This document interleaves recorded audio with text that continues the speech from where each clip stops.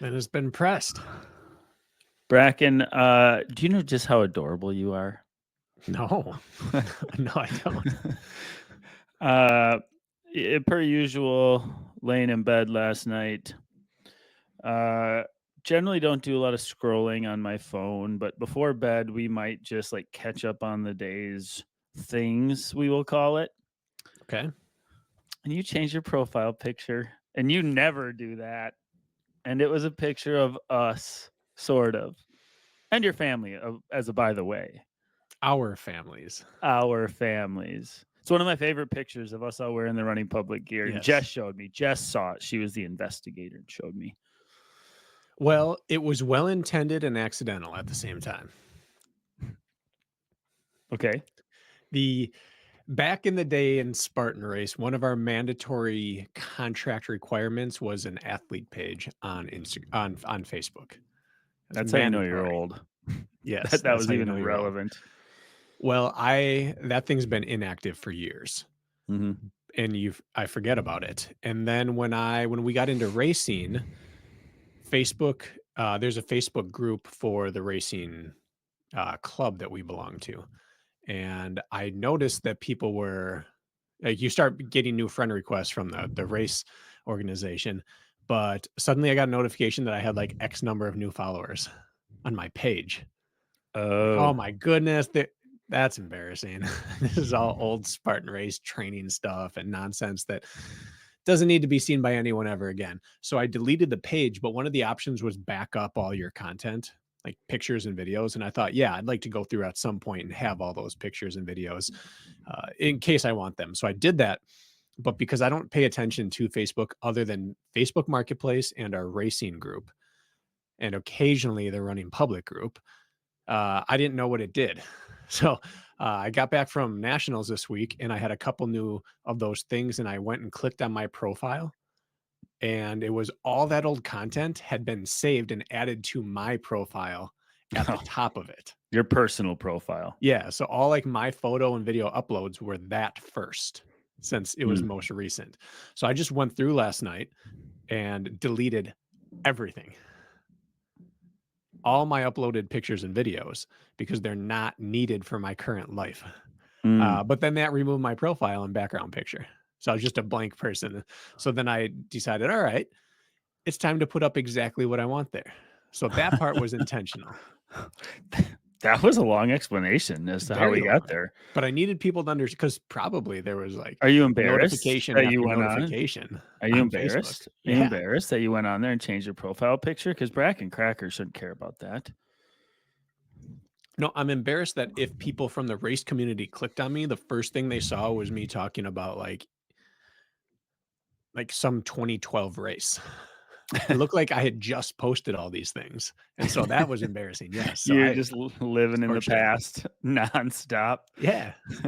That is like, okay, and we're going to get right to today's episode, but that is like, so for those of you who know or don't know, I did a couple stints on shows, The Bachelorette, a few follow-up shows, and I would say, and now that was 2010, 11, and 15. So we're going on, how long ago is that? 14, 13, and 9 years ago. So it's been that long. Mhm. Half of the people from that era that I was with can only still talk about what they did and what they were on, and they're stuck in what they consider the most glorious time of their life and have never Mhm. moved on. And it's sad and it's pathetic, and you don't want to be that guy. So I respect what you did. That's what I'm saying. Yeah, I didn't know how I'd feel, and then as I opened up the first post and scrolled to the next and the next, it was just embarrassment. But lots of spandex. Can't go wrong there. Shirtless, talking about things no one cares about. Just You know like what this was still up there? podcast. What? Yeah, that's true. All of the live chats we did on Leaderboard, Interesting. they were all still saved and they all got uploaded under my videos. So just hours of me talking to the screen. And what it brought into clarity to me was how far we've come as speakers and deliverers of information and with our audio video setup and our background in our rooms. Don't bring me into this we thing. Yeah, it's we. I what have I done? I didn't do anything back then. from our very first day talking on the mic till now, Oh, okay. plus what I was sitting in front of, if we would have started a podcast at that time when you were on leaderboard, if you and I had just started one, your setup wouldn't have looked a whole lot better than mine. Probably true. So anyway, it was just it was a cold bucket of water from the past that got splashed on me last night. And there's no way to mass delete things on Facebook unless it's an album. You can delete a whole album, but you can't like select all on pictures or videos. So you have to do it one by one. Well, this is episode 475, so I would hope there's been some sort of improvement by now.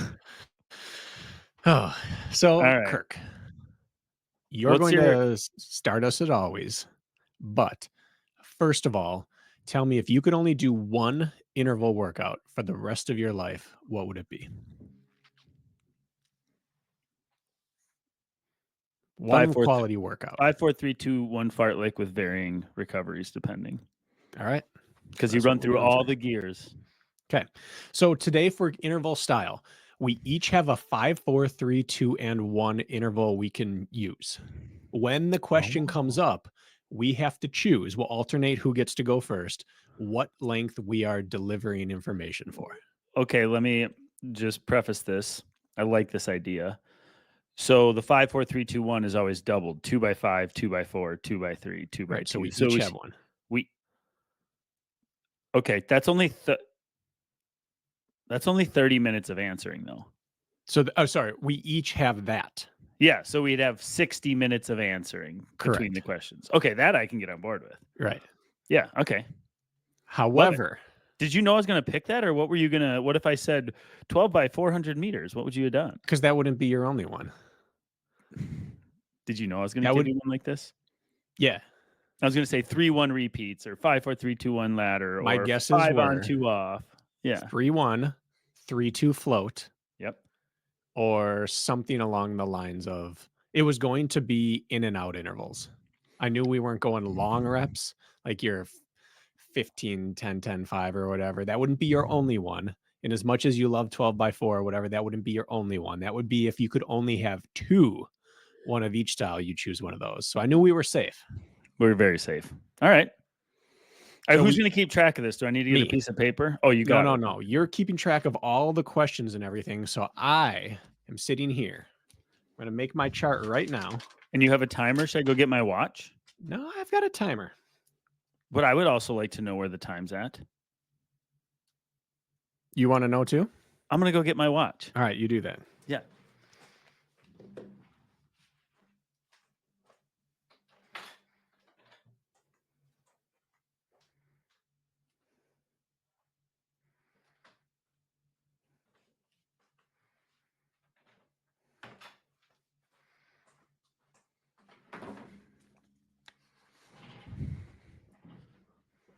I've returned. There you go. With my Fenix 6. We're going to call this a treadmill run because I'm not moving anywhere. So I'm going to time it. All right, so we have 15, 30, 45, 60. This is groundbreaking stuff here. This is big. And this is a lot of paperwork I'm doing right now. Yeah. So here's what we'll do then. I will read the question. One will be, I get to choose let's say you choose the first one. Mm-hmm. I'll choose the second. We'll just go back and forth. Yep.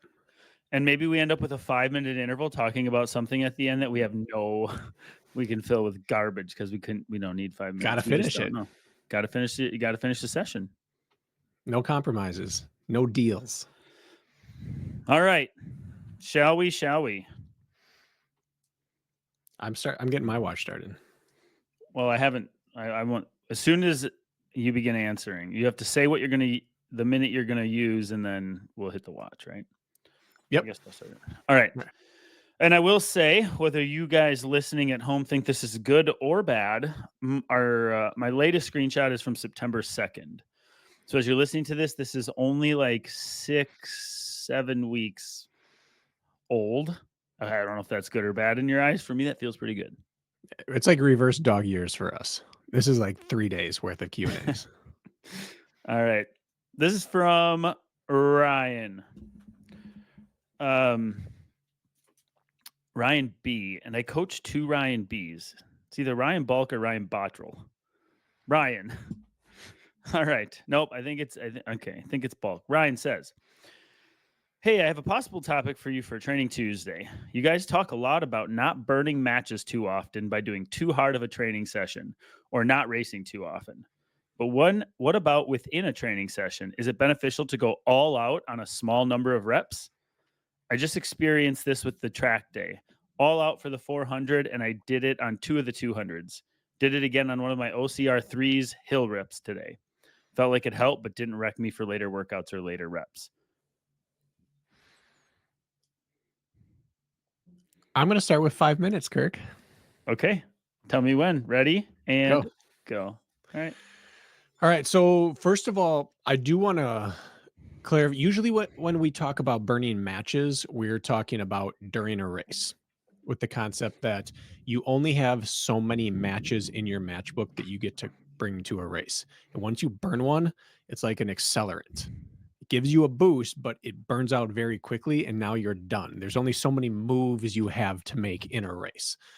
We do sometimes talk about the concept of matches during training, and that's more the concept that you can only go to the well, like dig deep and have a soul-crushing or life-altering effort so many times before it's hard to physically and or mentally get up for that kind of thing again. You just never fully replenish and refill your capacity to do that once you've done it one too many times. Just like a boxer who has a great chin right until the chin cracks.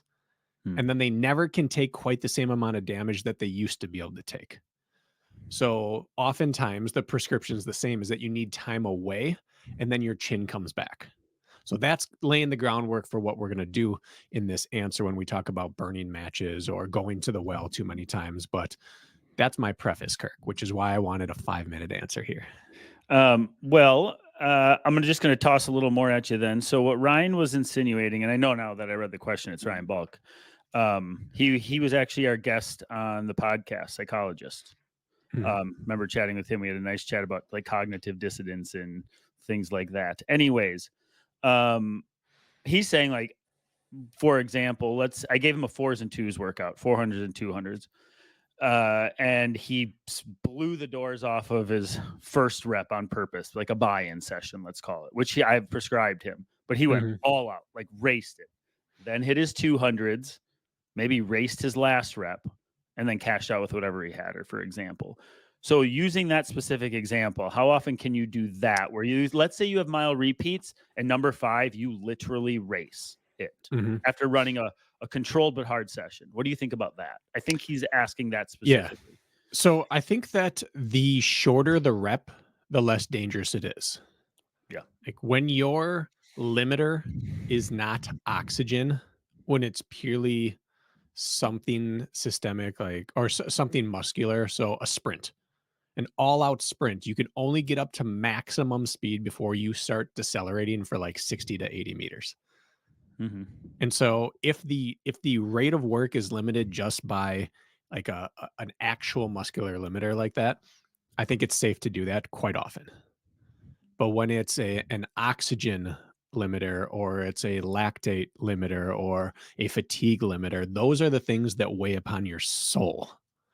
And so I wouldn't go to the well on a mile repeat very often. But for a 100, 200 meter, I think all of us from time to time are like, we're going to do 6 200s after this run and build into them. And then halfway through the last one, you realize I'm just ripping it. I'm going to see what I can run here. Sprint all the way through. As long as you're not doing that every single day, I think that's totally fine. I think an entire session you can almost treat like a race, a training session, once every 3 to 4 weeks. You're not racing it, but you're like, I'm going to nail my mile repeats. I'm going to go out hot and aggressive, and I'm going to do it. I will die on the streets hitting my splits, maybe once a month. And racing may be the same, but you're right. The shorter the duration, the less risky. If you run 12 by 800 meter repeats and you decide to race your first one and your last one and run threshold in between, great. That's a productive session, a way to build fatigue up front, run it controlled and smart. We're at 4 minutes. and finish it off. But I would say like anything longer than, you might even be able to do it with a mile. But like if you think about like a 2-mile rep or a 6-mile Yeah. tempo, or you're gonna have to limit your hits there. So I'm just backing up your sentiment. I think it does apply to training, but you're right. I think the shorter the intervals, the more often you can go all out.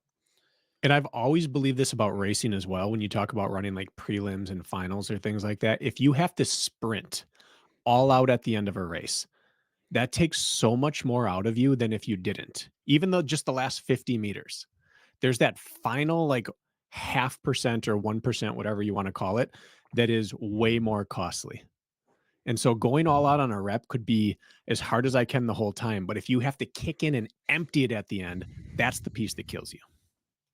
Yeah, it residually lasts in your system. We're almost there. Done. Yeah, all right. That's it. We have to move on. Maybe left you wanting a little more, but all right, the next question. And I'm going to preface, like, let's say this is a question specifically directed at me, or it's directed at you. I don't care who starts first, by the way, but whoever, it's my turn to choose the duration of the interval. Correct. Is that fair? Okay. Yes. All right. Scott Height. Heydt. Hate. I'd say hate. Yeah. I just don't like saying that. Hate. Feels mean. Yeah. Throw a All D right. in there. Hate. Put the emphasis on the D. Well, my last name ends DT. Kirk DeWindt. Yeah. Scott Height. It makes sense. All right, Scott. Question for the next Q&A. I've been reading through Chris McDougall and Eric Orton's Born to Run 2, The Ultimate Training Guide. Have you read that book? No, I did not read 2. I read 1. Okay, either have I. And it made me not want to read 2. So let's see. The Ultimate Training Guide. In the chapter on form and mechanics, they recommend an exercise called the rock lobster wall test, in which you stand with your back close to the wall and run to the cadence of rock lobster by the B-52s, equating to about 180 step count, while ensuring good form and not kicking back into the wall. Okay, so I would say almost like a pseudo high knees drill, but not like a marching in place is what I'm gathering. Okay, question 1. While I understand the mechanics element of this, I'm a little skeptical of the confinement to the 180 step count. Seems a little quick for a jog. What are your thoughts on this drill? Have you used it and found it effective? Also, discuss a second exercise called the 100 up from Walter George. Any thoughts on this one? Pick included below. And I don't have a screenshot of the pick. So there's that. So really, I think we're saying we'll boil it down to, I'm a little skeptical of the confinement to the 180 step count. Seems a little quick for a jog. What are your thoughts on this drill? Have you used it and found it effective? Let's confine it to that question. Okay. 1 minute. 1 minute. Oof. Are you starting? Yeah. All right. Okay. Go. We've addressed this a couple of times in past episodes about the 180 cadence or strides per minute. Some are firm believers and some are not. I don't think 180 is a magic number. I know this makes Rich Diaz roll over in his grave, but if you're using that theory, the cadence should not matter whether you are jogging 15-minute miles or running 5-minute miles. The cadence shouldn't change. The stride length will change. So this drill is designed to keep you turning over and comfortable with the biomechanic turnover of 180 strides per minute by using each leg 90 times a minute. It's that simple. If you believe in the principle, this is a great drill. If you don't, it's a waste of your time. There. That's my answer. Drills throw out all the rules of running. Drill is skill. So going way over, way under, the point is to get off the ground quickly and stable and balanced and vertically. And so drill work does not have to abide by training principles. So 1 minute, whatever you 4 do in a seconds. drill is fine. You're really feeling that rep. You went a little long. Did I just pull the rug out from under you by only giving us a minute there? No, I think you pulled the rug out by going for 48 seconds. I should have drew it out a little longer. And you have 4 seconds. Go. If we're done under I guess we got to finish out the rep. We can't just coast it in. I got in what I needed to say. Drill work is pure skill work. Now I feel bad. I'm going to feel bad now I feel bad that I picked the short answer because I figured I could just get it out my biased opinion and be done with it. Listen, this is a workout. You don't have to nail every rep, but you have to use it to inform the next rep. Okay. Kirk's done with a 1 minute. rep. And it's not Okay. because it's a bad question. It's just Good because question. I think I could keep it short. So, Janet Gubser, I coach Janet as well. Janet, question, maybe a Q&A or even an episode. What would be a perfect or really great hybrid season layout for someone who wanted to do well? How many big races? I do not plan to do any OCR next year, but if I solely focused on DECA with maybe a couple of high rocks just for the experience thrown in, what other trail or road races would move the needle? How often should I do a mile and strong? And then she shares some other things that we don't need to get into, I don't think. But basically, if you are planning to go hybrid, what's a really good season layout for someone wanting to do well and how many big races? This probably exemplifies my workout strategy as much as anything. I'm taking another 5-minute rep. You're going to corner yourself. I'm getting the hard stuff out of the way. You don't know that. You don't I know still what's have 2 coming. more of those.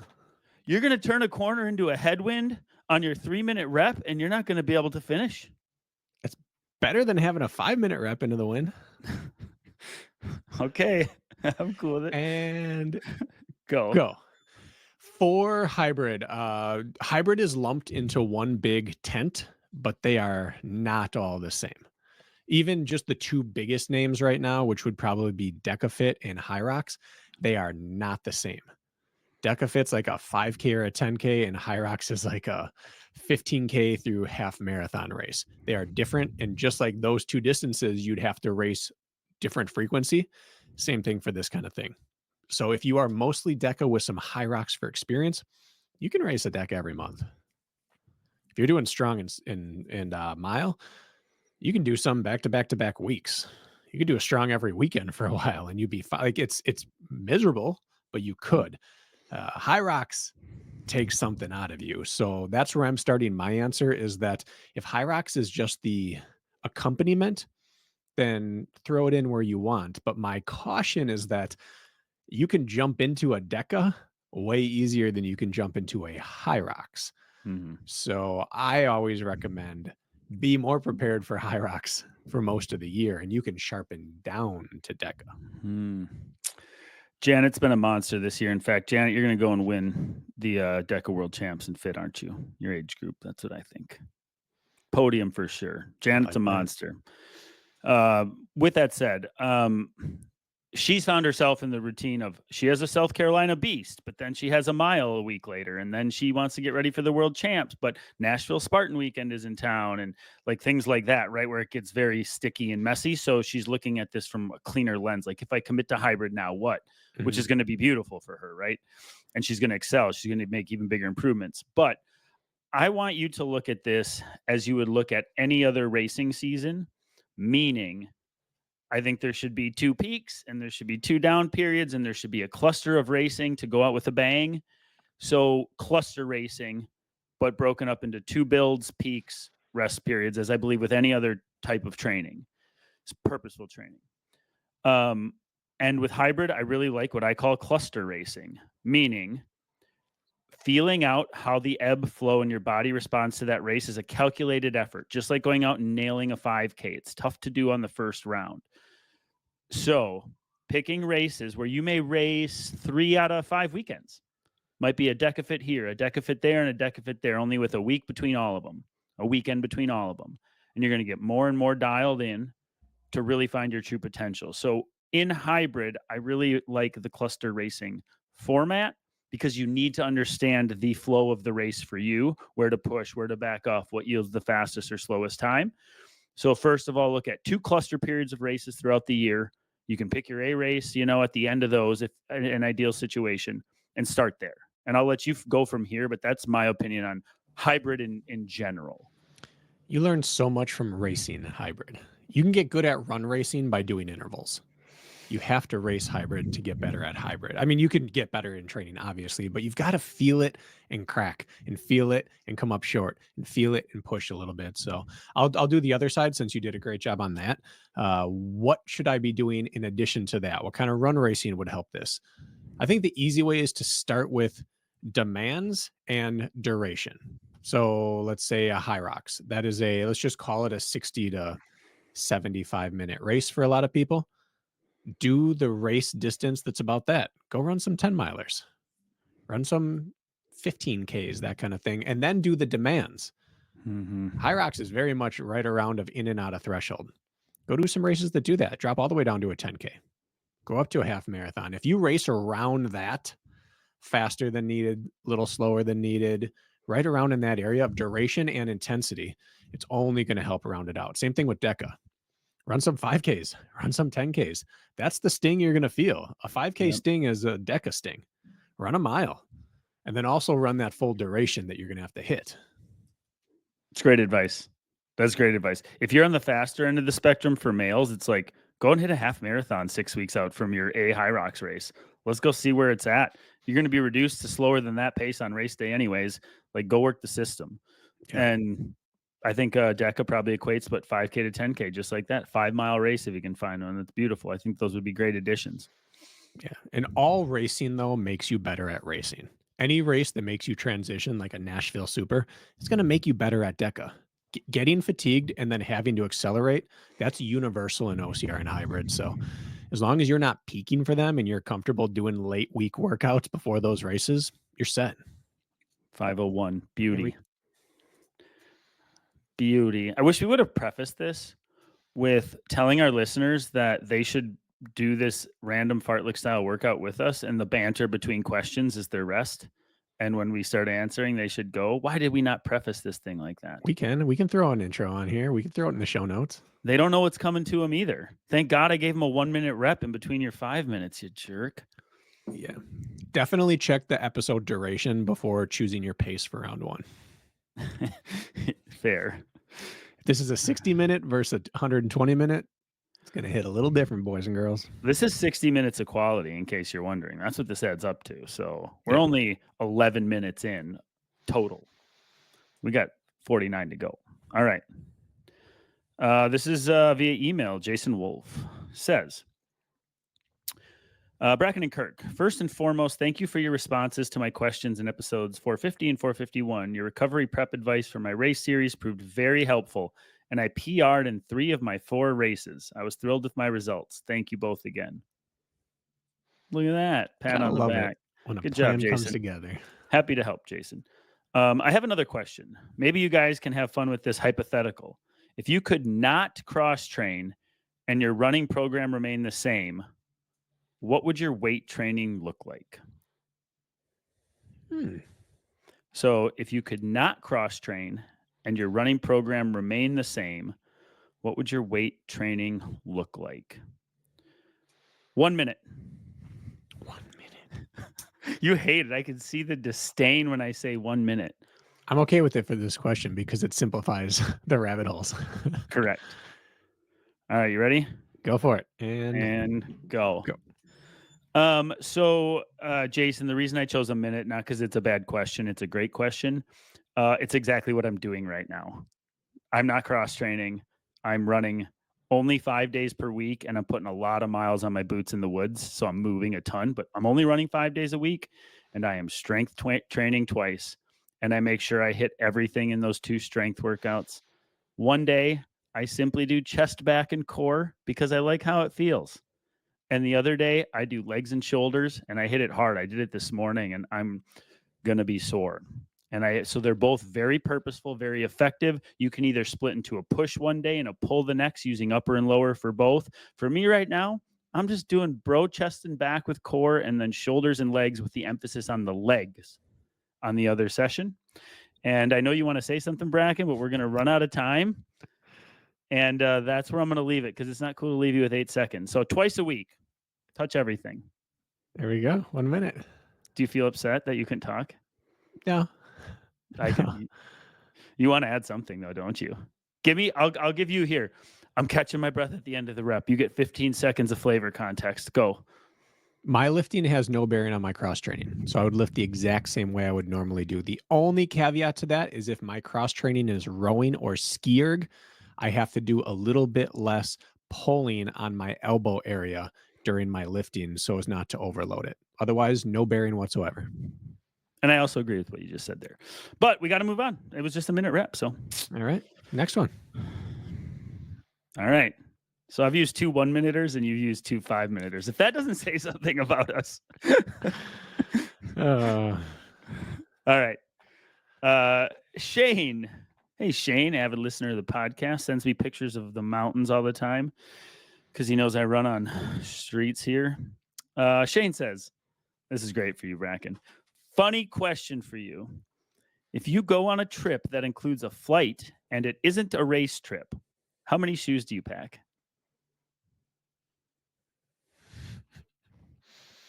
1 minute. Oh, all right. And go. I have a walk around comfortable shoe.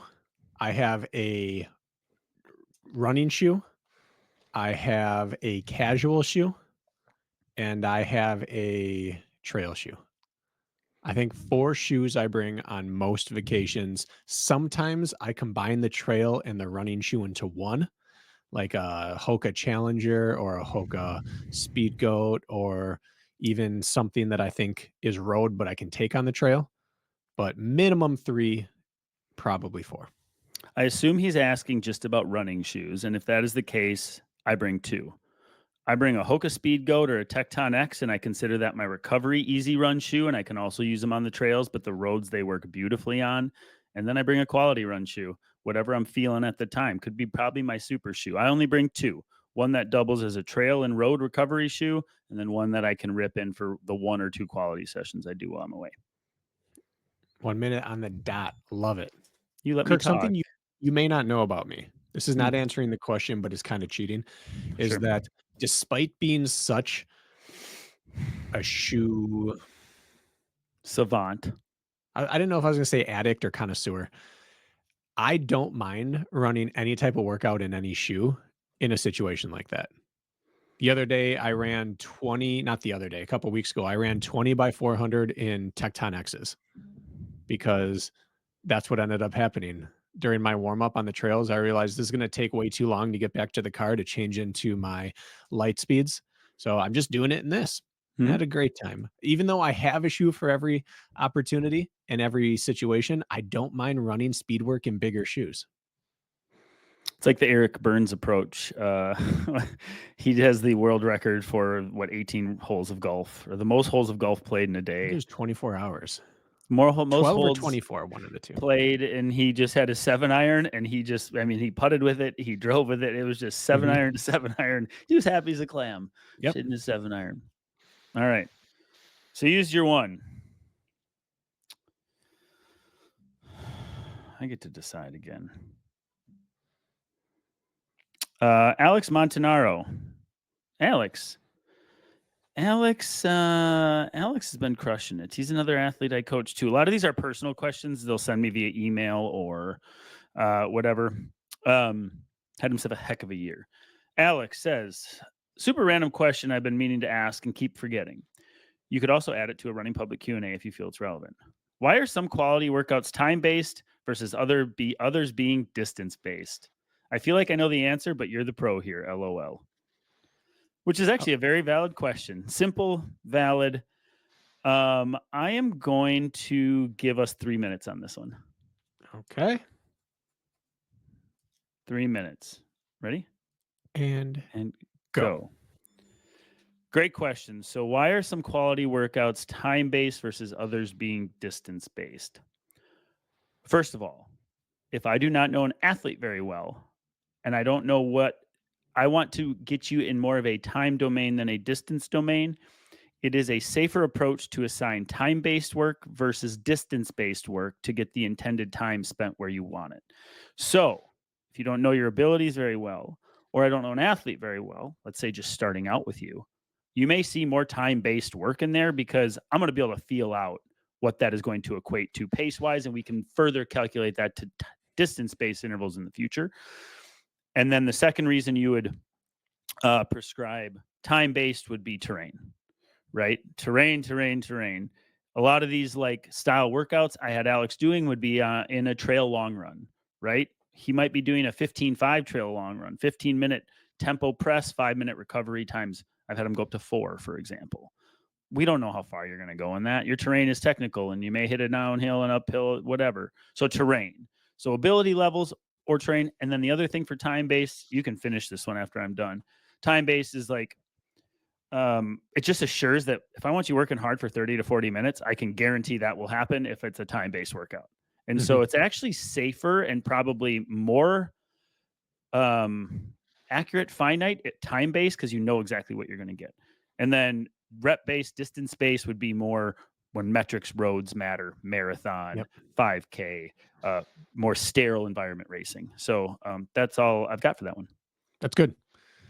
I'm going to start with the programming rationale and then move to the coaching rationale. From a programming standpoint, if I want my metric that matters to be speed, I go with distance-based workouts, because then you're focused on that metric. It's black and white. I'm doing this pace for this long. You just focus on hitting that. If the thing that matters is effort or heart rate or something systemic rather than speed-based, then I go time. It's easier to focus on just the metric rather than worrying about the distance. And it's easier to not get caught up in, well, that 1,000-meter, I know that a good 1,000 is 315 and I was 320, but my heart, we don't worry about that. You might make it 954 meters and that's fine. It's harder for you to convert. So just worry about the metric. So if it's systemic or exertion, it is time-based often for me, or terrain, like you said. And if it's speed-based, pace-based, then I'd like it to be a distance. But finally, the coaching side, if you're someone that's too caught up in certain things, then I give you the other thing, the thing you need to work on and the thing that doesn't control you. If you're a slave to miles, I'm going to give you time. And time. I had one thing to add to that, and I'm not even going to. Oh, no, my shoe came untied. Quick, Kirk. Fill it in. Guys, half the time it's for novelty's sake. Sometimes people feel like a fresh workout on 10 by 3 minutes versus 10 by half-mile repeats. Yep. Suddenly it just feels different and it gets people out the door and makes it feel slightly novel. And it's really the same thing for a lot of people. Said that. Why? Because now people know. All right. I'm sick of thousands. Yeah, let's run some 4-minute intervals or some 3-minute intervals. Oh, sweet. Thanks, coach. So true. All right. All right. Next one, you get to decide. Blake Jenkins says, Q&A or possible training Tuesday topic. Cold, wet weather is my weakness at Spartan races. And Blake, you and everybody else. I've heard several people, including on your podcast, mention they struggle with races that are too hot or too cold. Is there a way to train specifically for weather? I know triathletes who train in hot rooms on bike trainers to climatize to the heat, but cold weather seems to be hard to climatize to. My hands go numb quickly in the cold, making obstacles much harder than normal. You guys are awesome, and I've met several of your athletes on the race course and know they are on your plan. They are prepared to do very well. Thank you. Wow. I have my multicolored pen, a rare black one, but I apparently never used the black ink on this. I just switched to it and it doesn't want to write. A little more insight into me. If I have multicolored pen, I almost never use black ink. You got to put it in the microwave. That's what we always did. For how long? Like 5 seconds. It literally it loosens up the ink. It melts the ink, we will say somehow. Okay. Anyways, that's a hot tip for you, and it works every time. Hot tip. Look at that. Pun intended. All right. I'm taking a 4. Kirk? 4. Okay. Taking a 4. Great. Are we ready? Yep. All right. I'm a firm believer that any variable that is difficult for you can become your greatest strength over your competition if you decide to do so. But it is only accomplished through time spent in that setting. I understand things like Raynaud's make that really, really difficult. But if cold, wet hands are your issue, you need to spend time in that scenario. If running into gusty conditions is your issue, you just have to do it until it becomes your friend and your ally, and then it's your weapon. You have to do that. I just believe so strongly that mind over matter exists in this venue specifically. The people who, when it rains before a race, go, oh, it's raining, that means I'm going to have a good race. They have a good race. And the people who wake up and can't help but think, ugh, I don't want to run in this, they are already behind the 8 ball. You have to weaponize these things. So, no technical advice from me yet on this one, other than every time it rains and is cold, that's your day to practice. That could mean running without gloves on. That could mean doing monkey bars and grip switches in the wet. That could mean you got to go run through bad terrain. But if that's your thing, you have to do quality work on that day. And then what that leads to is you start figuring out what your process is.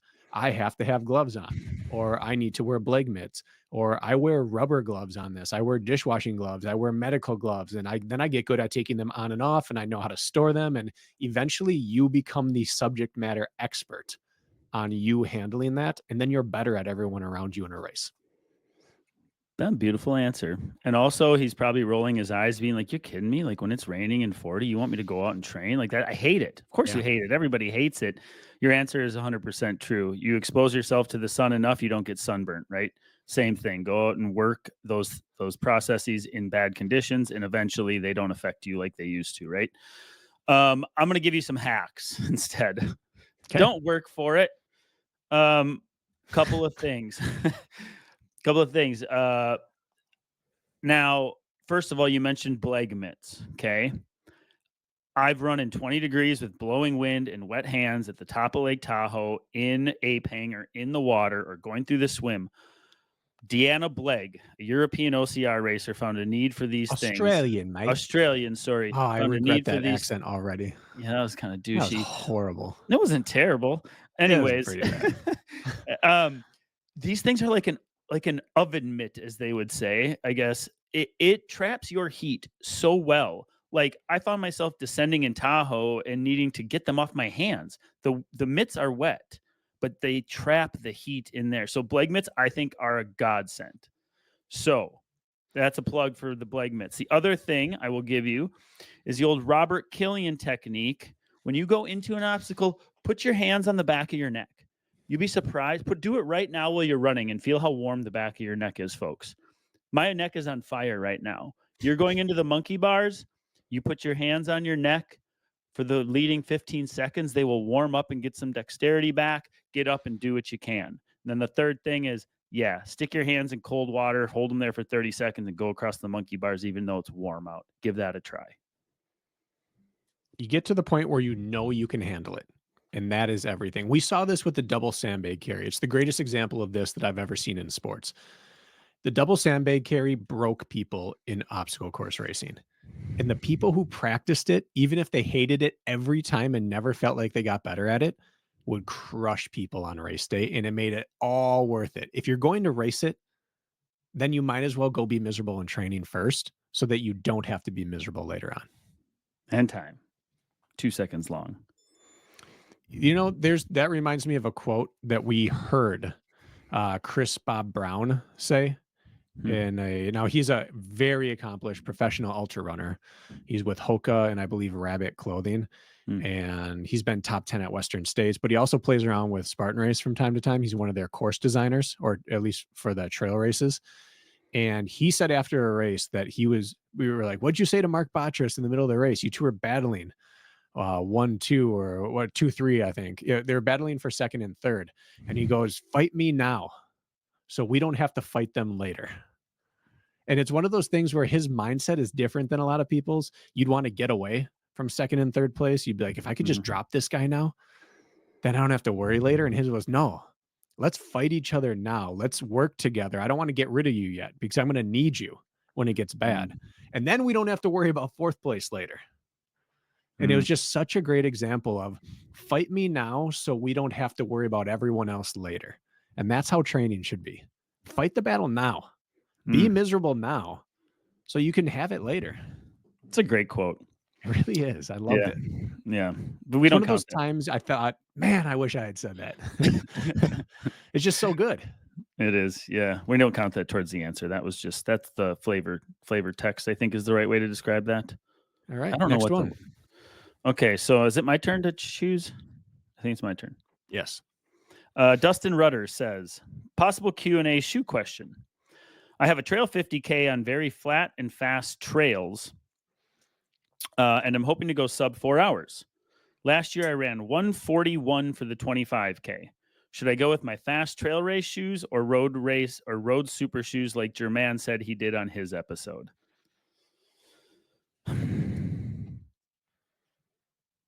You're going to 2 be out minutes. of 1 minute soon. I am out of 1 minute. Haven't I picked 2 1-minuters? Yeah, but you get 4 really, right? No, I only get 2. 15, 30, 45, 60. Yeah. You get 2 1s, I get 2 1s. So this is You get just a 60-minute episode? Well, then we have all our banter between. Okay, Whatever well then that is. wow, Whatever I that adds up to. overprepared. No, we all only get 2 1s, we get 2 of everything each. That's it. I misunderstood my That's own 30 rules. minutes of answering each. Yeah. So plus whatever our intro and outro is. Let it ride. Now I understand why you gave me such grief over back-to-back fivers.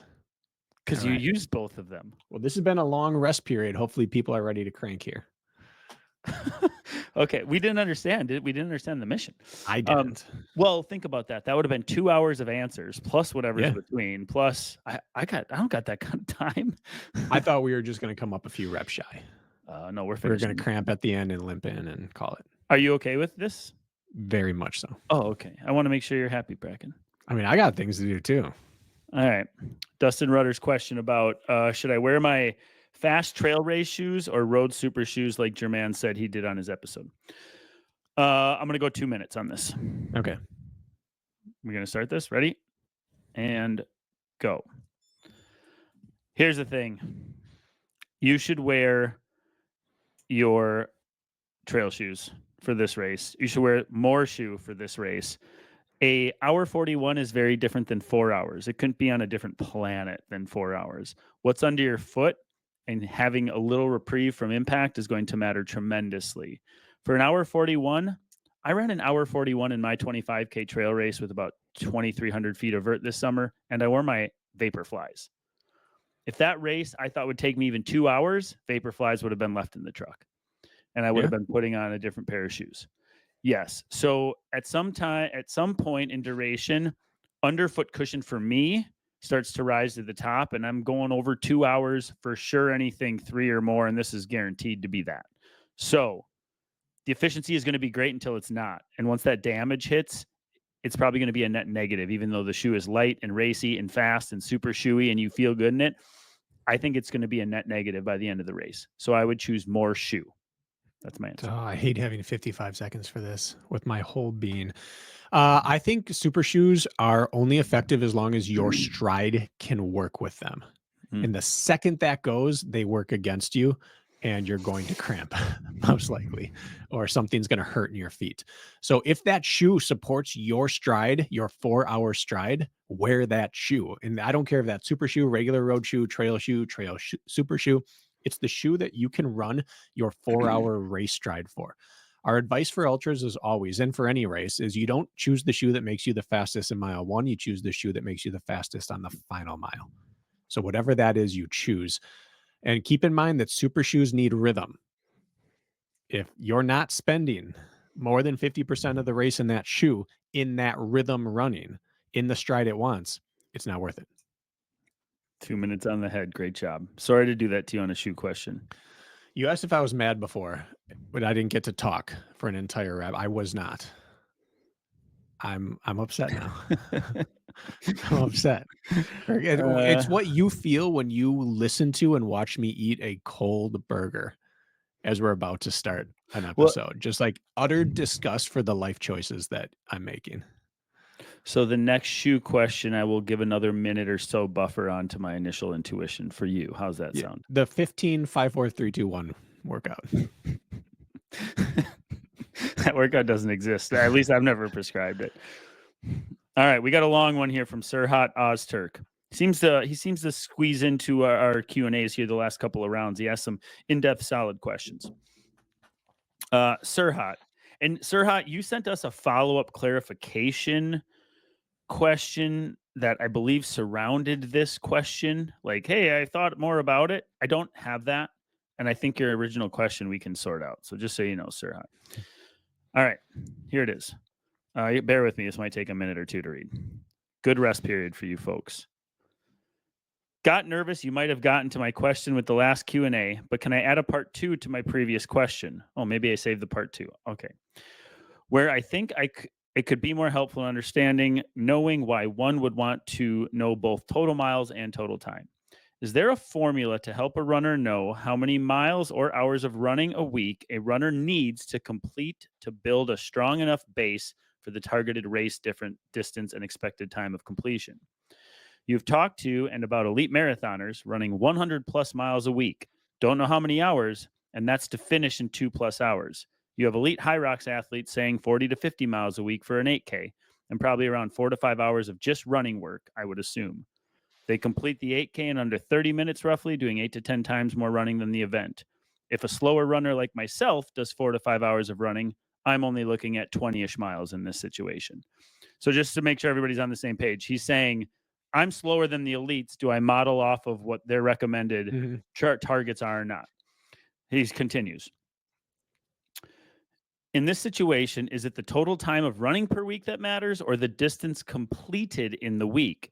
If I were to want to progress in high rocks, or another example with ultras, I had to get it to a new screenshot here. Or another example with ultras, if I run a 50K with 5 to 7K of vert and looking at a completion time of 8 to 9 hours, that's me averaging 40-ish miles a week at 8 hours of training. If I were to bump to a 50 miler, blah, blah, blah, looking at 12, 19 plus or 30 hours of completion.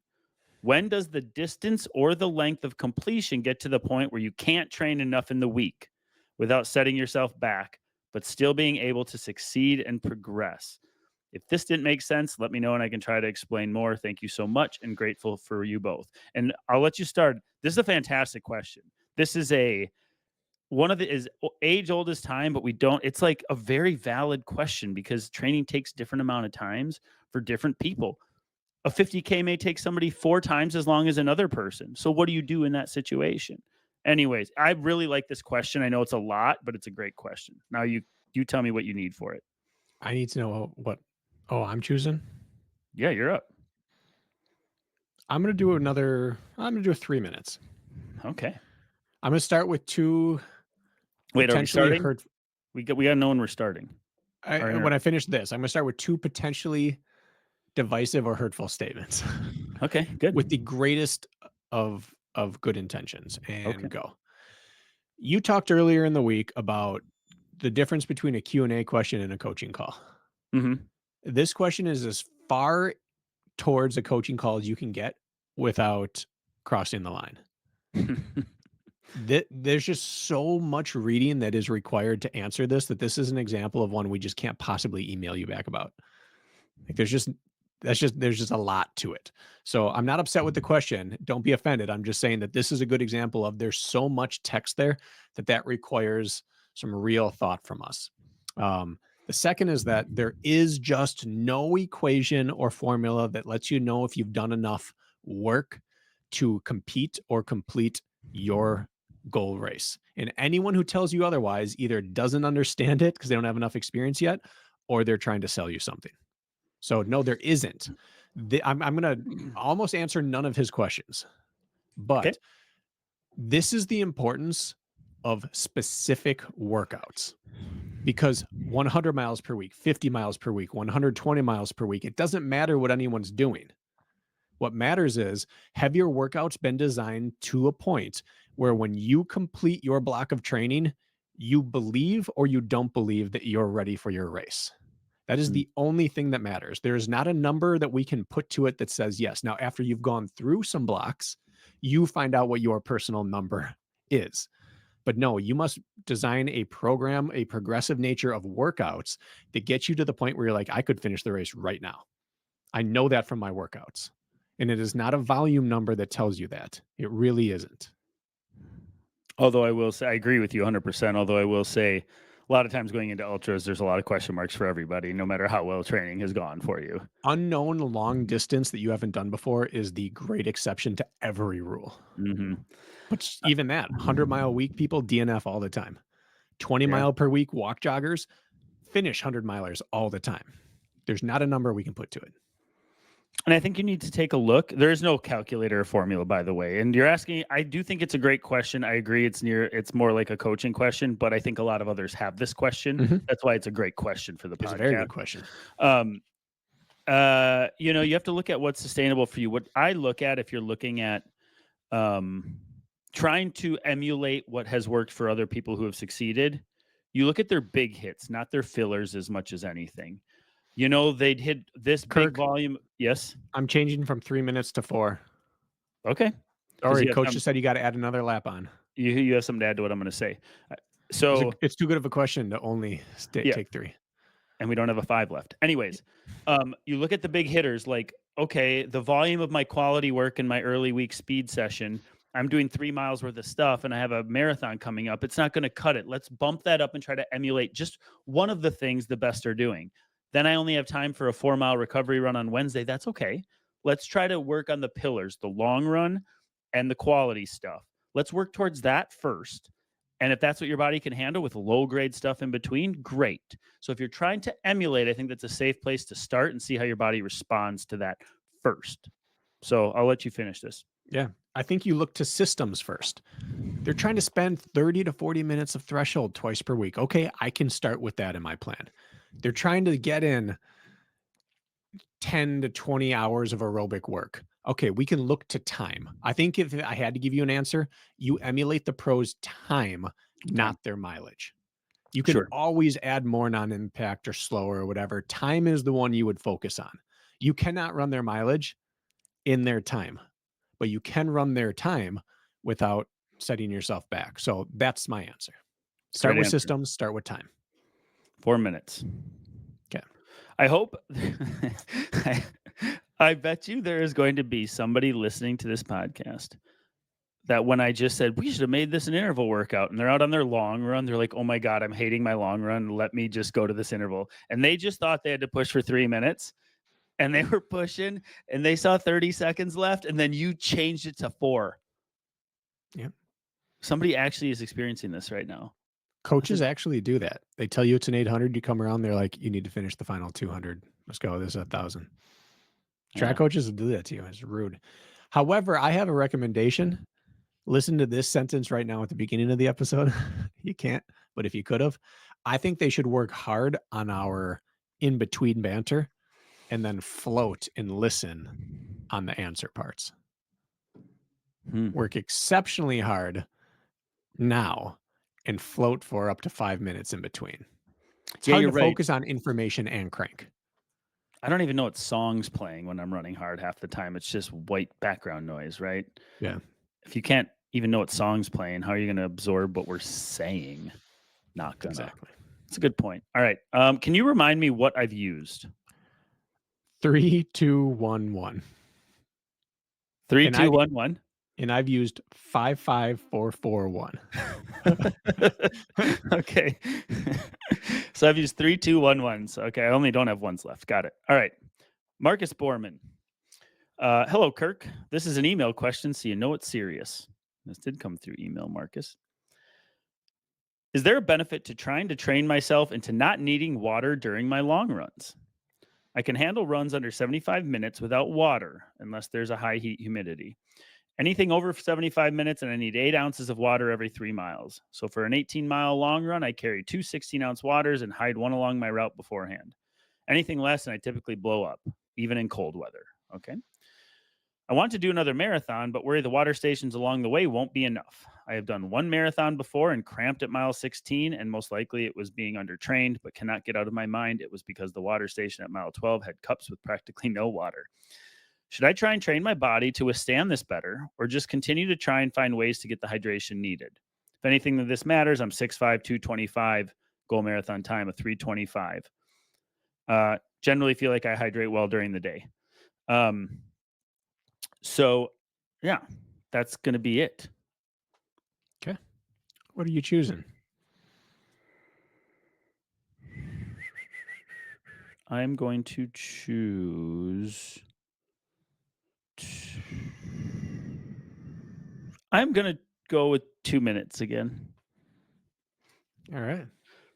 Starting at the other end of the stick here. All right, ready? And go. Great question, and I think the answer is actually yes and no. Yes to a point, but the answer ultimately is no for the marathon, no matter the conditions. Duration of 3 hours with a race effort rate of work.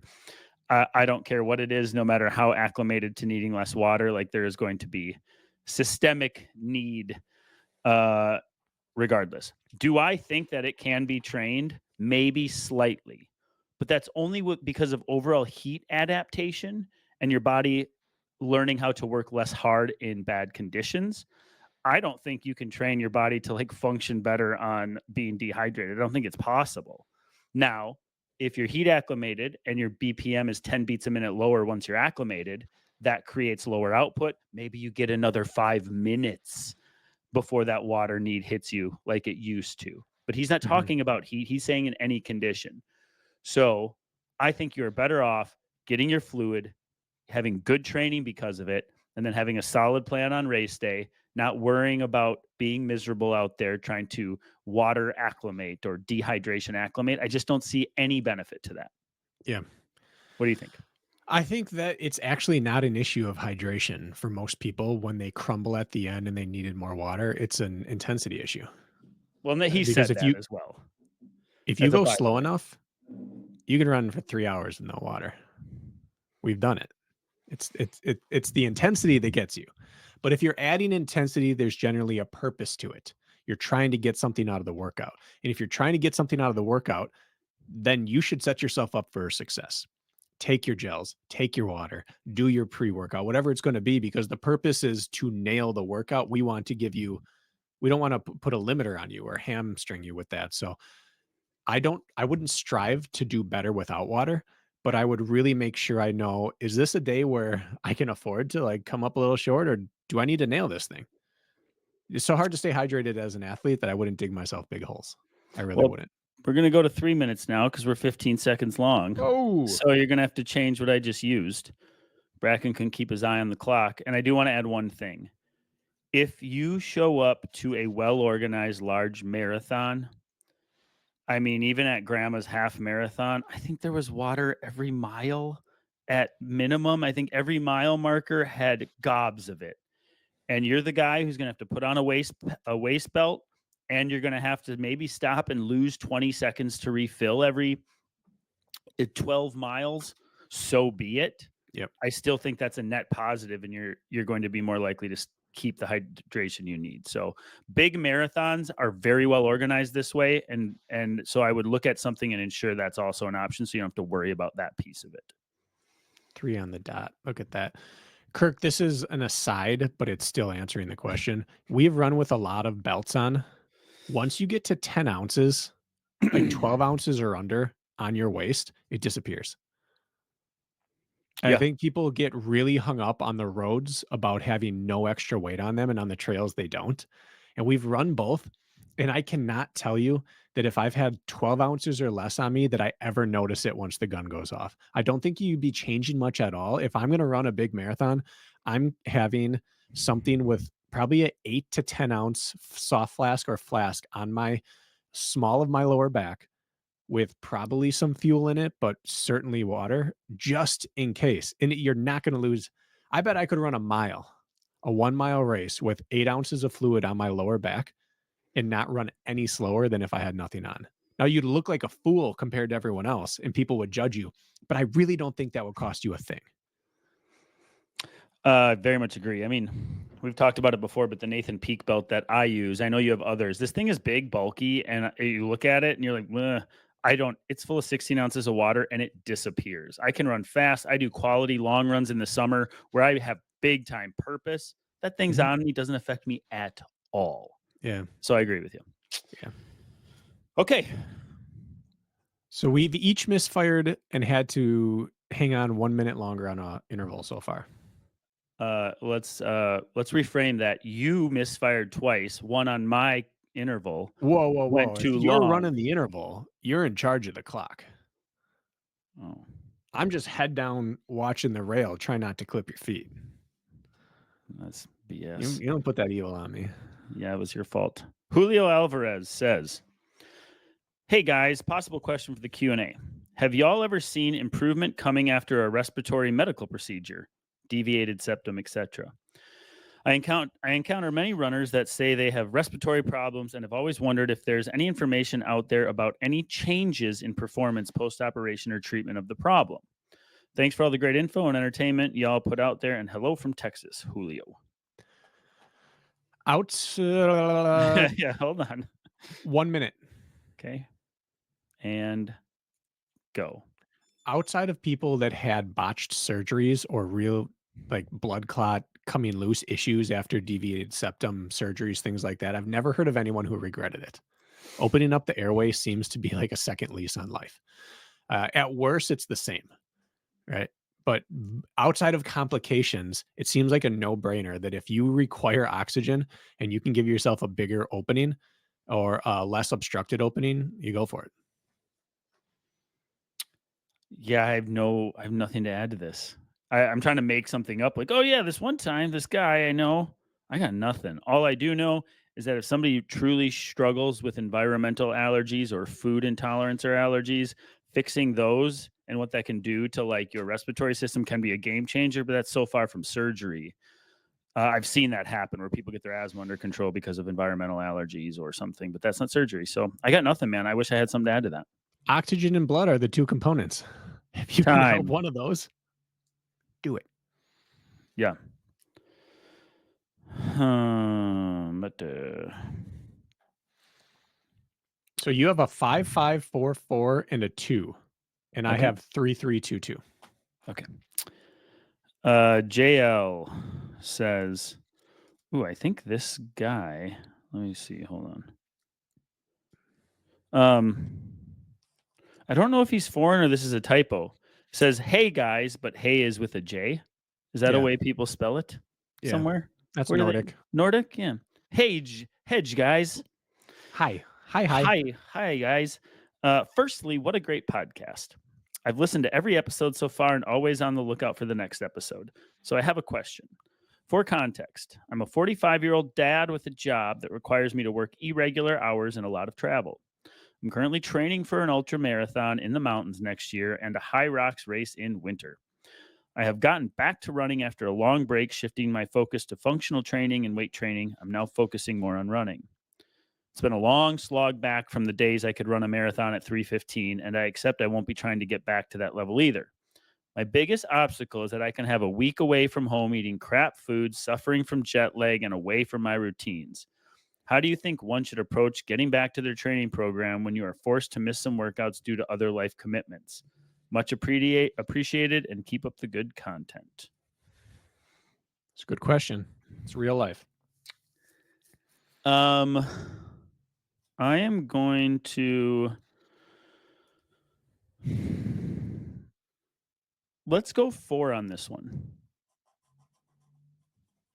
Okay. All 2, right. 1, go. All right. I like this question because I'm continually impressed with about 3 to 5 athletes I work with who travel every week. They have 2 to 5 kids. They are high-end achievers on all accounts. They get their work done 99% of the time. Yes, are they burnt to a crisp and we have some tough days? And what am I doing with my life? We have those. But ultimately, we almost always have a success when the time comes, race day, and it matters. And then it all doesn't seem to matter that they only got 4 hours of sleep on their work trip to Hong Kong, got in and still got a shakeout run done when they landed. Okay. So you need to step it up. First of all, JL. Okay. That's my hard truth. Your commitment level needs to be looked at in the mirror. Second of all, the thing that these people have in common is they are puppeteers with their schedule and they don't need my approval to do so.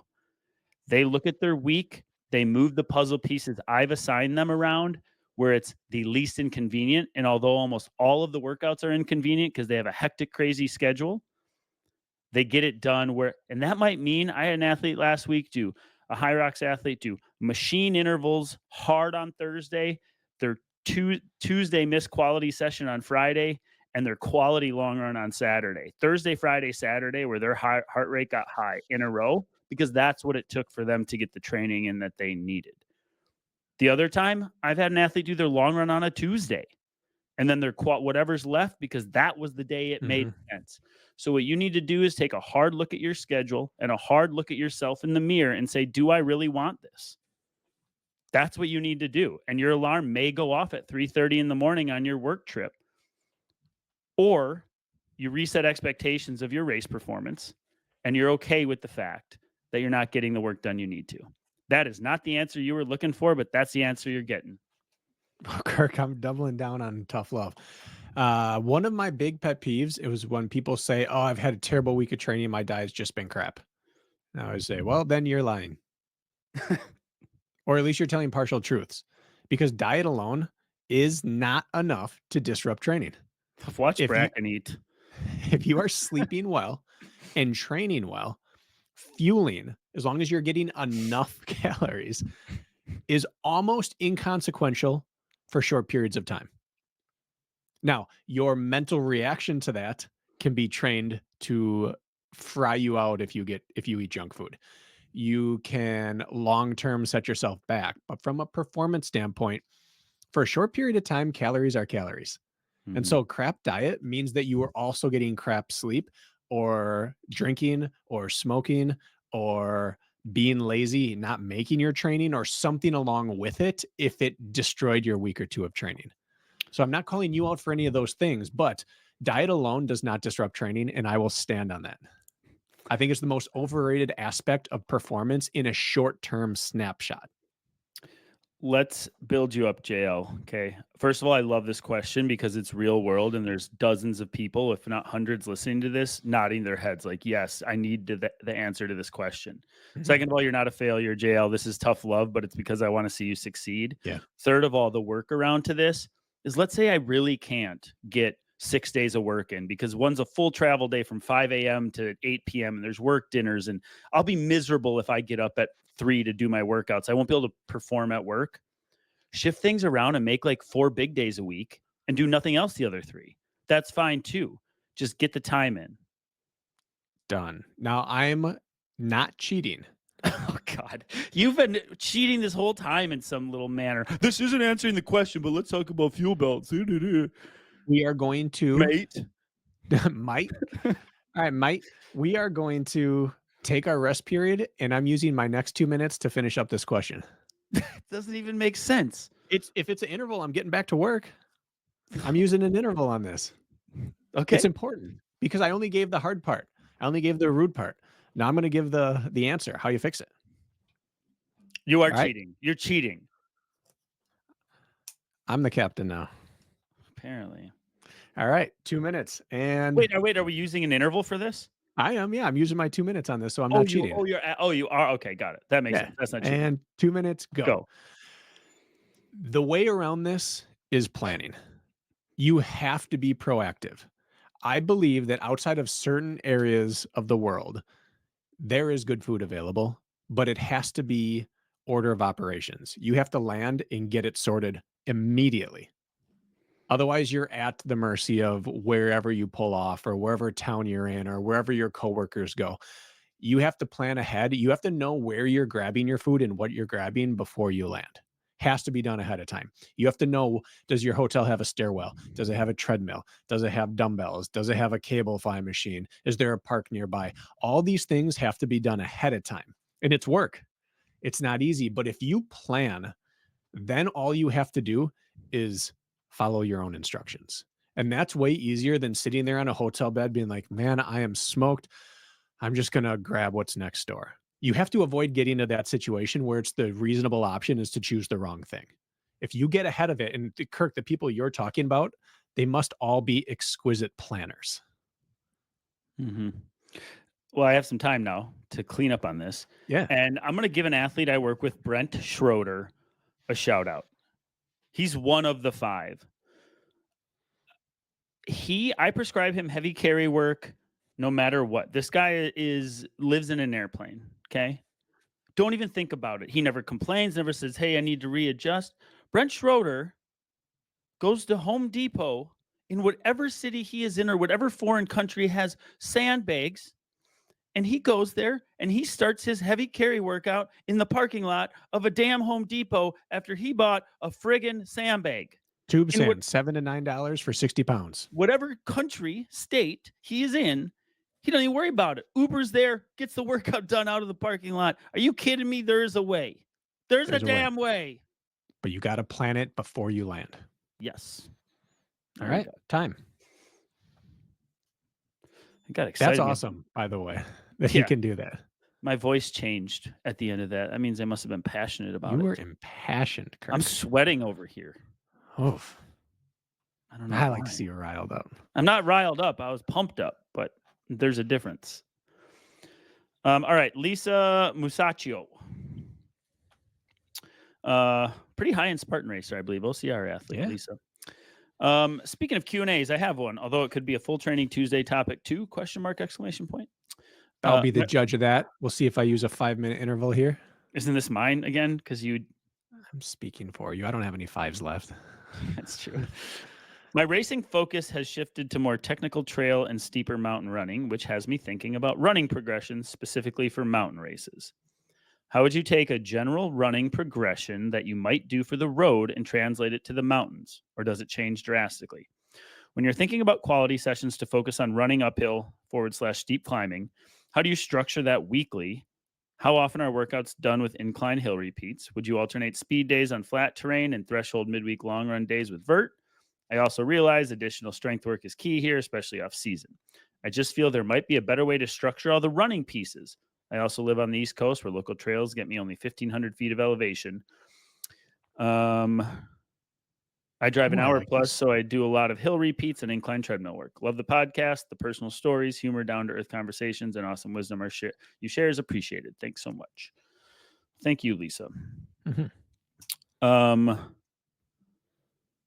So I have 5s. 5, 5, 4, 2. We're going to use a 5 on this one. Maybe you might not have it. 5, 5, 4, 2. Does that sound right? Right? Because I changed a 2 to a 3 or a 3 to a 4 or something. So, okay, 5 minutes. It's good use of a 5. Yep, I agree. I mean, I made it. Willing you to pick 5. All right, and go.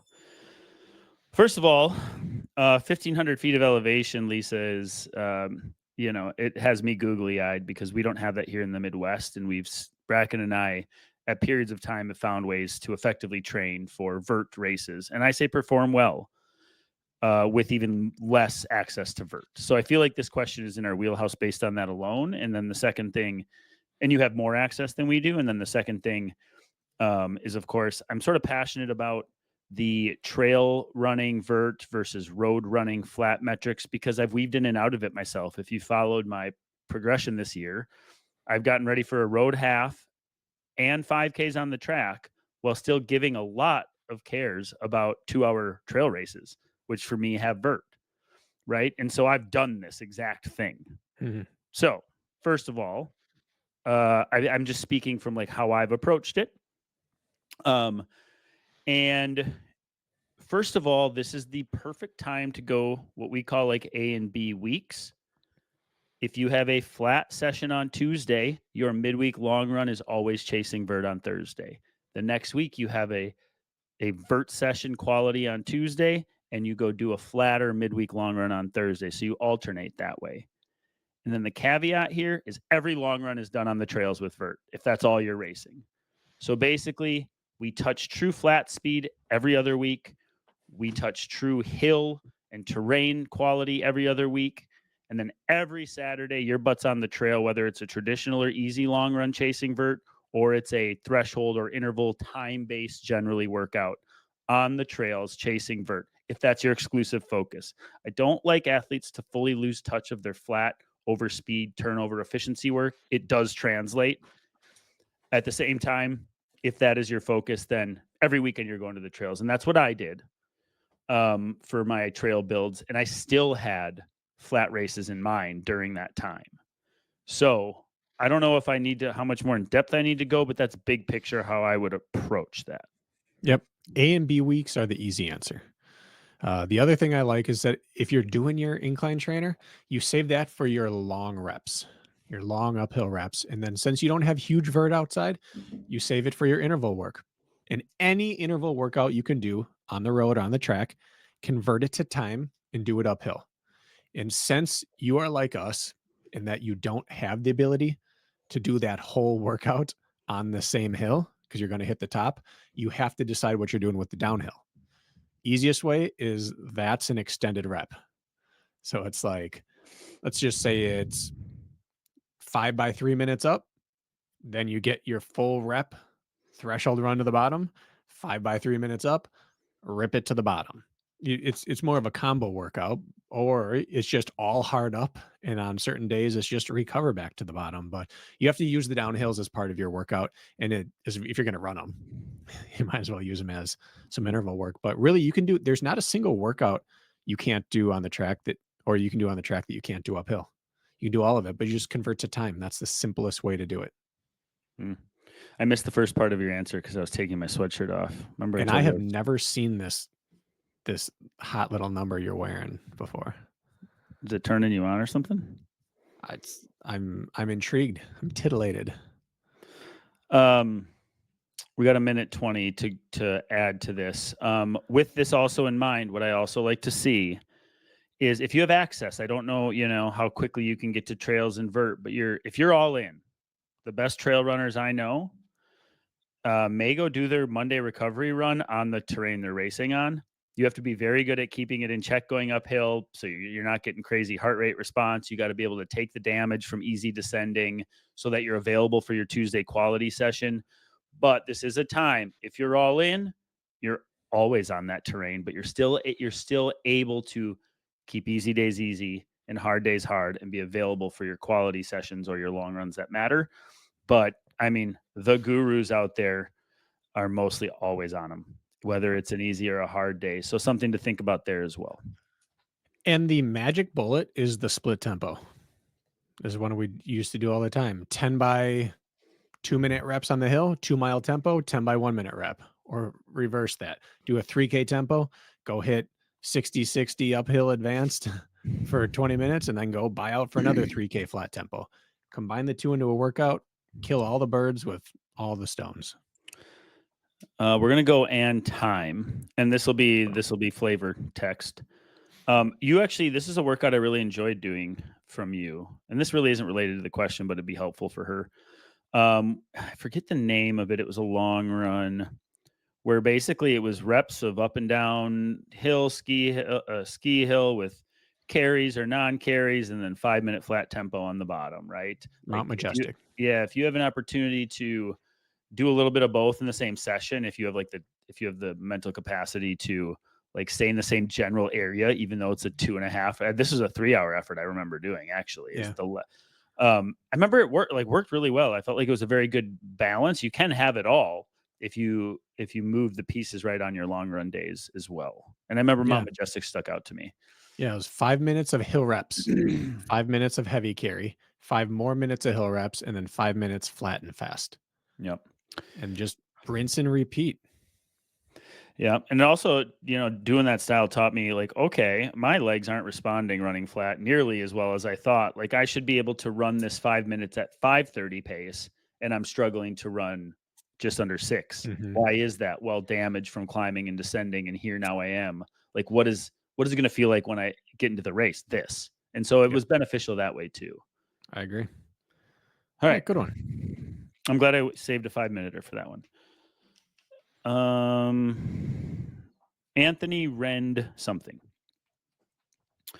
Hey, I just wanted to drop you guys a quick thank you. My town was devastated by Tropical Storm Helene last week. We were without water for 5 days, no cell reception or internet for 8, and who knows how long we will go without running water as the city has to rebuild the water infrastructure. Luckily, my family and property were not damaged by the storm. The thank you is because while we had no internet, I could only listen to what I happened to already have downloaded on my phone or watch. The only thing I had downloaded, period, was The Running Public. Oh, gosh. Your poor family. I don't even know if this is a question. I just saved it because I think it warmed my heart. No music on Spotify or anything with some beats, LOL. So for countless hours over the past week, you guys have been filling my ears and helping to bring some normalcy back to my life. Lots of water to be moved and delivered around my community and so much to clean up. It's going to be a hard next few months for WNC, but I appreciate all the content you have put out, and I'm so glad I auto-download you guys every episode. Wow. Oh, Well, thank you Anthony. very much. I don't know why I have this in here. I probably meant to send it to you or make sure you saw it. And Well, it makes me want to tear up, but it also makes me feel for your family. hopefully you had headphones in. They had to have been sick of do, do, do, do, do, do, do, do, do, do, do, by the end of Oh, that. well, I hope everything is going well down there, Anthony. And I guess I'm glad we could keep you company. And I would not want to listen to myself talk that much. So I'm sorry and you're welcome. And thank you. All of the things. Wow. Yeah, we Thank you very should much. send him something. We should send him something for sharing that. Something. I don't know what we have, but something. We should send him something. All right. Next one. Jeremy Whitley, you son of a gun. You nerd of all nerds, Jeremy Whitley. Jeremy Whitley, always sending us the studies and the insight. And he is the biggest nerd I know as far as running objectives, wouldn't you say? Yeah, Quantitative data. If I was going to be without power for a while and I had time to kill, I would have hoped that Jeremy had sent us a bunch of articles that week. Yeah. Because he provides the studies I want to be reading. I tell Jeremy this every few times he messages us. I'd like to have him on the podcast as a guest. But Jeremy, question for the next beloved Q&A. To preface this, I have an answer to this question in mind, but it's rooted in several papers I've read, of course. We all know that there is this dynamic interaction between the lab and the real world. So what are your thoughts or perceptions from a coach's perspective on the expected adaptations from a workout done on flat versus a workout done on a course with many uphills and downhills with the same average heart rate? I'll leave it at that. I think the Q&As are fantastic. I love listening to you guys think. So let me just concise this down. The benefits or perceptions on the adaptations from a flat workout versus a workout done on uphills or downhills with the same cardiac response. So I'm only going to focus on my philosophical approach as a coach, since he's got the studies behind him. I'm not even going to worry about that up front. And I'm taking my 3-minute that I used and then abused last time. Really using that 3-minute here, okay? Wait, do I you have made a it into a 3-minute 4. left? Yeah. Oh, okay. All right. I have a 3, 3, and a 2. Okay. And go. This is one of those classic scenarios of in a vacuum versus not in a vacuum. If you wanted just the best systemic, most time spent, let's say it's a threshold workout, for example. If you want the most time spent in your threshold zone, you do it flat. It'll be the best in a vacuum engine builder, everything you can do about shuttling lactate and handling hydrogen ions and all those things. You want it as pure as possible. But I think the rolling, undulating terrain might just make you a better overall racer, because you have to recruit more muscle fibers to do it. You have to use different stride types. You have to be able to basically surge and ebb and flow. And overall, you will probably be able to accrue more time at that heart rate than if it were flat, because you're using multiple different musculatures and strides to do that, and you can get more out of it. We've seen it in trail racing and OCR. So big picture, it may be better to do it on rolling terrain. For a snapshot of proof of fitness and progression and moving from one to the next, I think the flat workout wins out 100% of the time. I want to fight myself on this, but I'm just going to stick to one side of my opinion, which this is. First of all, the longer the event you are potentially competing in, I push you towards adaptation from the hills every single time, because the longer the event that you are competing in, the more structural damage becomes a component. And we can create that on downhills more than any other type of surface or terrain. And I think damage is important to create. Hip fatigue going up, quad and hip damage going down. So from that standpoint, with the same heart rate, if we need to create damage, I think it's best done on downhills, to be honest. With that in mind, I know my fitness made bigger jumps when I sought out terrain versus ran on the roads every day, which I did for decades. And that's anecdotal, but it for sure happened to me. So instead of working one system, we allow ourselves to work three, because predominantly uphill and downhill still has flats. So now you get flat, up, down, different ways to use your musculature, and more arrows in your quiver when shit gets bad, even on flat terrain. So if you're covering your bases, are you ever going to run your fastest mile by choosing up and down terrain? Probably not. But most of us aren't racing miles, we're racing longer. So there's my answer. I love it. I think that the smart person just does A and B weeks, Yeah. and the really smart person does one in the off season and one as you get closer to whatever your goal competition is going to be. The Beautiful. end. And time. All right. I have a 3 and a 2. Yep. You have a 5 and a 4. Let's see how many we have. 1, 2, 3, 4, 5. We have 5 questions left. That's the problem, but we only have 4 answers left. So we'll Gotta figure cool out. down. Gotta cool down. All right. Let's get to this one then. Amelia asks, this is submitted through our website. This is also how you know it's serious when they come through the website. Amelia, subject, question for the pod. Hi, guys. Longtime listener of the podcast and hoping to pitch a question to Kirk, please. I don't have Instagram, hence the old school contact form. What was that scoff about? Nothing, Kirk. Kirk mentioned a couple of years ago that he had a stress fracture or stress reaction in his foot, and it was very slow to heal. I was wondering if Kirk had any reflections on what was going on in that process, what helped, what didn't. At what stage did you feel confident enough to return to running, and did you find that you needed to run with discomfort for a while?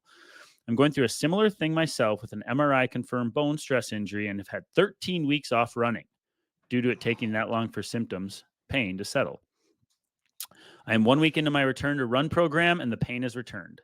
It is very low grade, not affecting my gait. I am seeing a sports doc who wants me to work through pain while it continues to be mild.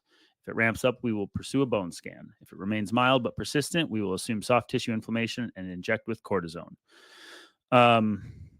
Then she says, my return to run protocol is very conservative. Walk run intervals 3 times per week, non-consecutive days, flat terrain only, cushy shoes, supplemented with cross training and strength training.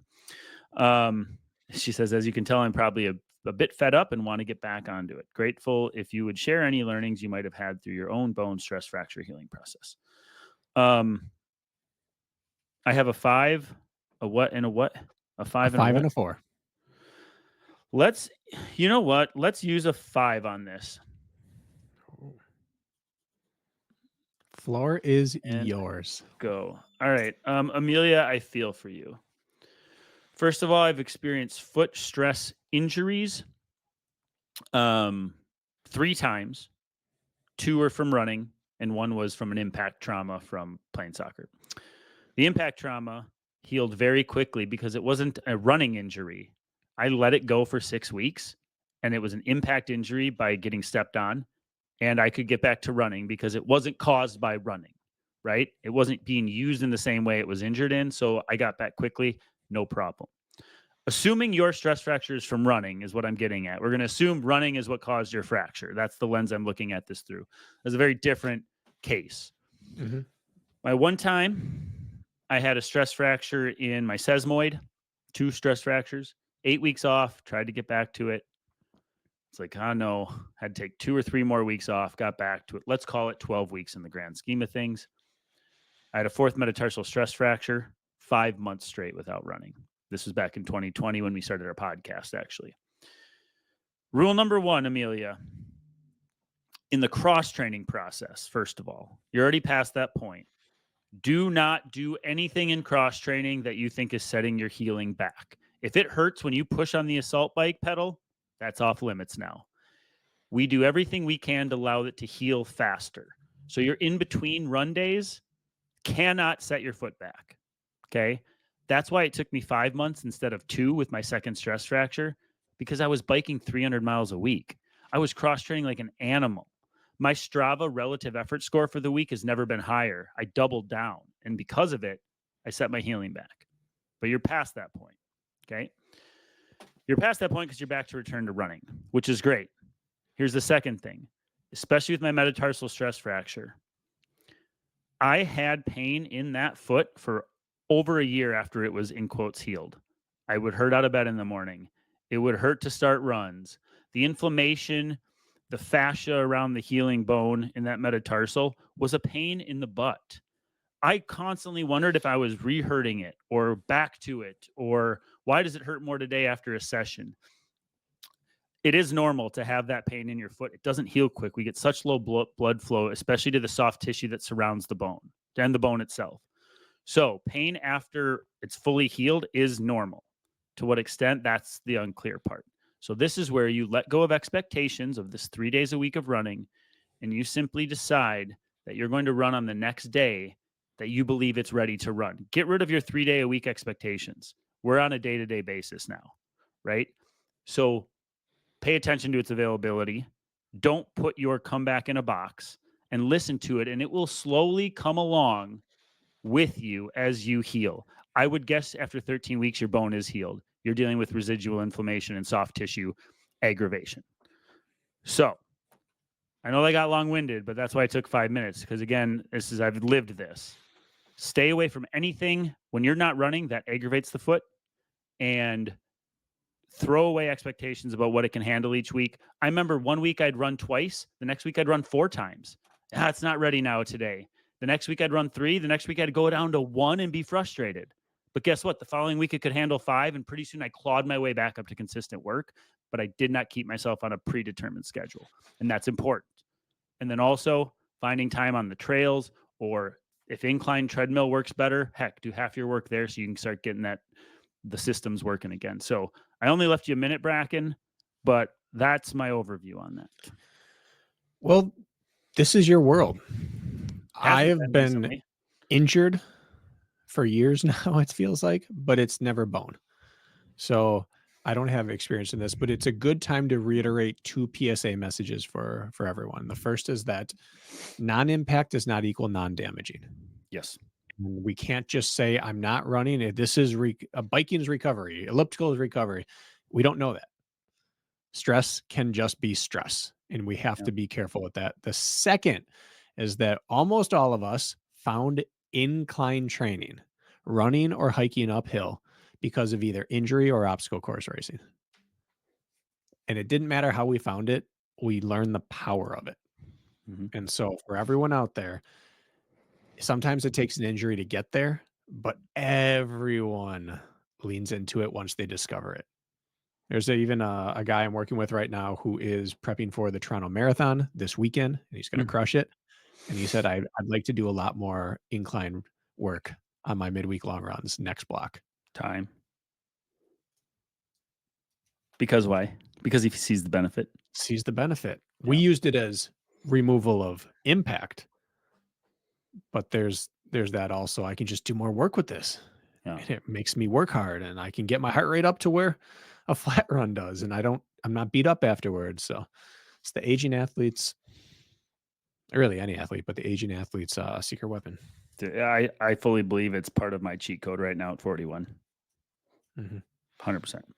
All right, next question. Hello. This is from Edward. Hello. I absolutely love the podcast. I look forward to it every week. I'm wondering if you guys have any advice on what I'm about to do. I am running the Chicago Marathon this weekend. Whoops. This is a tight timeline here, Edward. I am running the Chicago Marathon this weekend. This has been my A race I've been focusing on all year, with hopes to get a BQ. I was offered a Chicago High Rocks ticket last minute and could not turn it down. As you know, this event is about a month away. Okay, we are on time for this one. Is there anything that you think I should focus on the 2 to 3 weeks leading up to High Rocks to transition well? Thank you. What are your durations? 3 and 2. Okay. I'm going to try to be quick. Let's do a 2. Okay. And go. Erg work. Row and ski for as much of your volume as you can possibly do. And then as your muscles come around after the marathon, start getting the efficiency piece down of the stations that require you chaining multiple moves together. Sled pull, walking lunges, wall balls, those 3, you have if you have a 10th off on each rep because of fumbling feet or not good rope management, you do 40 to 80 reps on a lot of these things. That adds up. You don't want to go through that. If you have a half second off on some of these things, that really adds up. So start with erg work, then move to efficiency and repetitions on the strength work, and then try to tie it all together last minute. You don't need to thrash yourself the week after the marathon because now you need to get ready for high rocks. You need to still recover the week after the marathon. So don't let that change your recovery plan. You are not running the week after the marathon. I don't care. Brakken's suggestion of start working the machines is perfect, but not a ton. We're just greasing the groove that first week back. And you did not mention what you've been doing for strength work, but my guess it doesn't have you ready for high rocks. So the week after Chicago, just machine work. You're not working hard. We just want you to move through the motions, put some low to mid-grade time in those. And I don't care if you do strength work after a big event. I don't even care if you do leg strength work after a big event, to be honest. In fact, I think that promotes recovery from a long run event. So get right to foundational strength work. Start with the ergs. You don't care in a good way. Correct. Okay. In a good way. Yeah. And then that week 2, where you're now 3 weeks out, you're running through literally mini sims. You're going to try to set it up, figure it out, learn the transitions, understand how you feel, and you're going to do short abbreviated sim versions with maybe shorter duration asks and just learn as much as you can. Boom, time. Beautiful. I like what you said. If you're going to work hard afterwards, it's in the weight room.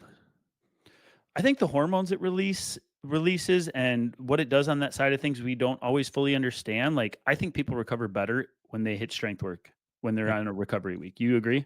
I do. Yeah. Okay. So I just have a 4 left. You have a 4. I have a 3. Okay. Well, we have 3 questions here. So one of these, I guess we can throw out. Cool down. Okay. So this came from Brent Milk's Tyrannosaurus Rexes, and he said he messaged you and you never responded. So then he had to go to me. Oh, come on. That doesn't sound plausible. Okay. And he also must have written this in a hurry because there's quite a few typos. So let me do my best. All right. Maybe I was sending him a message about grammar and punctuation. Dude, he has killed it on our training plans. He's taken like minutes off his 5K. Have you seen what Brett's done? Dude is killing it.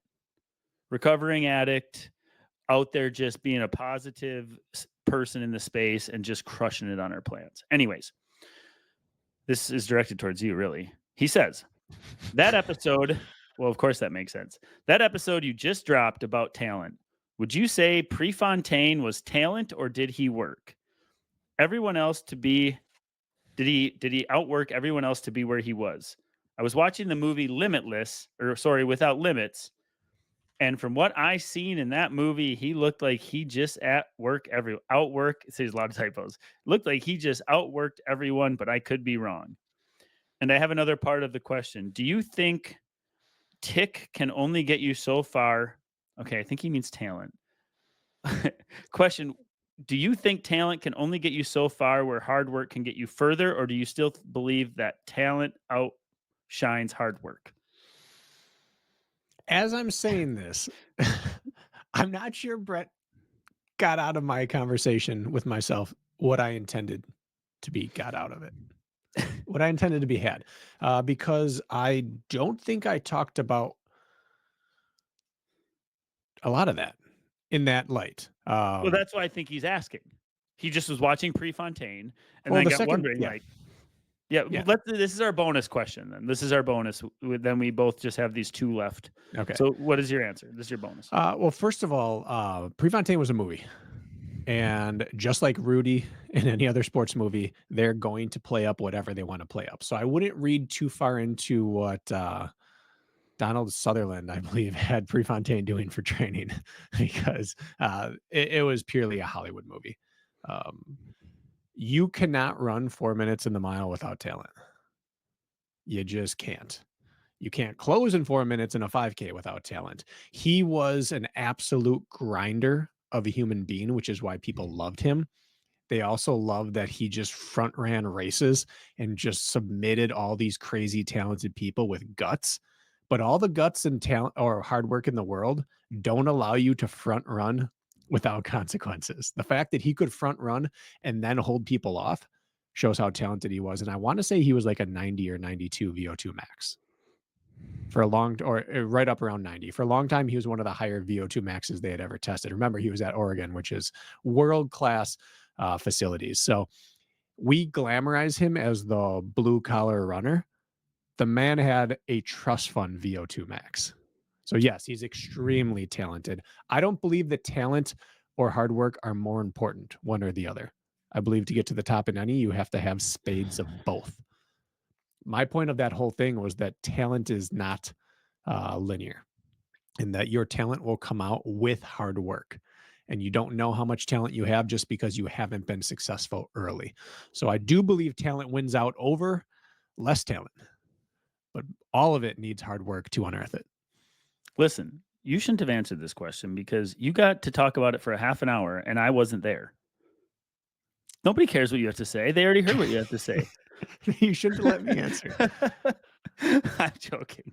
I am a toddler in a shopping center. You better have me on a leash. T-Rex, listen, anybody that you're talking about in that sphere, Steve Prefontaine, let's go today. Josh Kerr, Grant Fisher, Jakob Ingebrigtsen, anybody. I'm trying to think of people from other countries. Ali Hoare, all the women, the East Africans, all of them have both. It's that simple. Steve Prefontaine had both. You don't get to that level with that sort of success with talent and not a 10 out of 10 work ethic, or vice versa. It's that simple. These people that we idolize, watch, and aspire and are inspired by have both. What Brakken was talking about on his episode, most likely. It's literally that simple. Also, I was wrong. It wasn't 90. It was 84.4 VO2 max, which puts him 4/10 ahead of Lance Armstrong. And yes, what people loved about Prefontaine is he raced with guts. He raced with heart. He wasn't afraid to do the work and lead. And that was where he got his, maybe it's not hard work outshines talent, but he had both. And they all have both. Not discrediting the hard work. It's as important as the talent, but they both need to exist. Yeah. For anybody that we idolize in this sport or any of the top, I don't know, 100 in any event in the world, it's all both. Yeah. The movie likes to play up. He was just this blue collar kid from Coos Bay, Oregon. Well, VO2 max doesn't care where you were born. The man has a higher VO2 max than Lance Armstrong. He was talented. He did not hurt his foot having sex in a handstand before the NCAA championships, folks. That is a farce. I choose not to believe that, Kirk. With the pink Power Ranger. He hurt his foot diving into a pool. But that's how you know. That's how you know cinema isn't the truth, right? The real Steve Prefontaine didn't bust open his foot having sex with a pink Power Ranger. He did it by diving into a pool. And if you don't know what I'm talking about, I didn't take it somewhere it didn't need to go. I'm speaking factual what these movies displayed. Anyways, yes. Eric Smith says, "Hey, me again. I know you all have a bunch of questions on the list, but I'm adding one anyway. While training for High Rocks, I'm finding an increasing part of my day being taken up by training. It's not just the training, it's the warm-up, the changing, the shower, and the endless piles of laundry, all of which is exacerbated by doing doubles and strength training. All the stuff around training, basically. I'd love to know some of Brakken and Kirk's time-saving tips for training.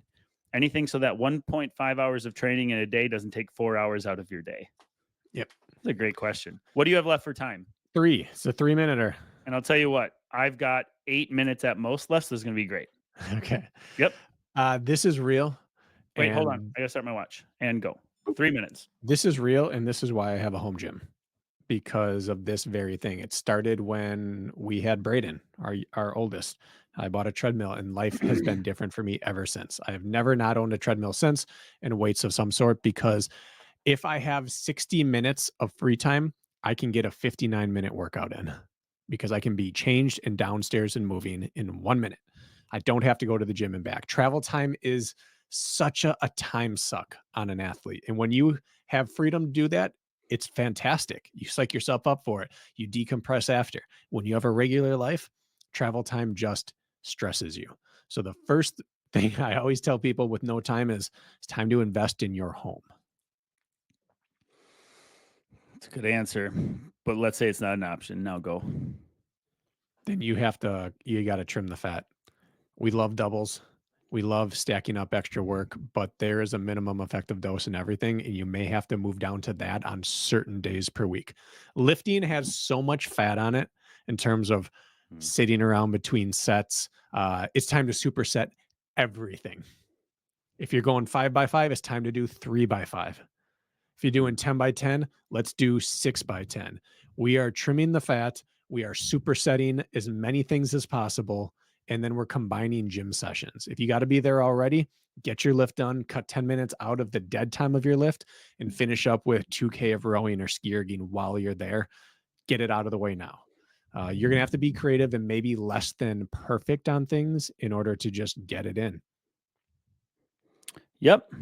The other thing, then, what I would say is the same thing we answered the question about if a pro can run 100 miles in 7 hours and it takes me 14, what do I do? And I said, focus on your big days or the highlight points, the stuff that really moves the needle. Yep. You commit, okay, Tuesday and Saturday is going to suck, meaning it's an earlier alarm or it's my doubles, and then fill it with work the other days, let's say Monday, Wednesday, Thursday, Friday, with work that doesn't stress you out to the max. I'm only giving 45 minutes to my Monday, Wednesday, Thursday, and Friday, but those big hitters are still going to happen. And that way I maintain life balance. And you may only see 95 to 97% of your potential this way, but sustainability outwins in the long run. And you also have to think about that. So I would look at it through that lens as well. Pick your sacrificial days. They're big. Yep.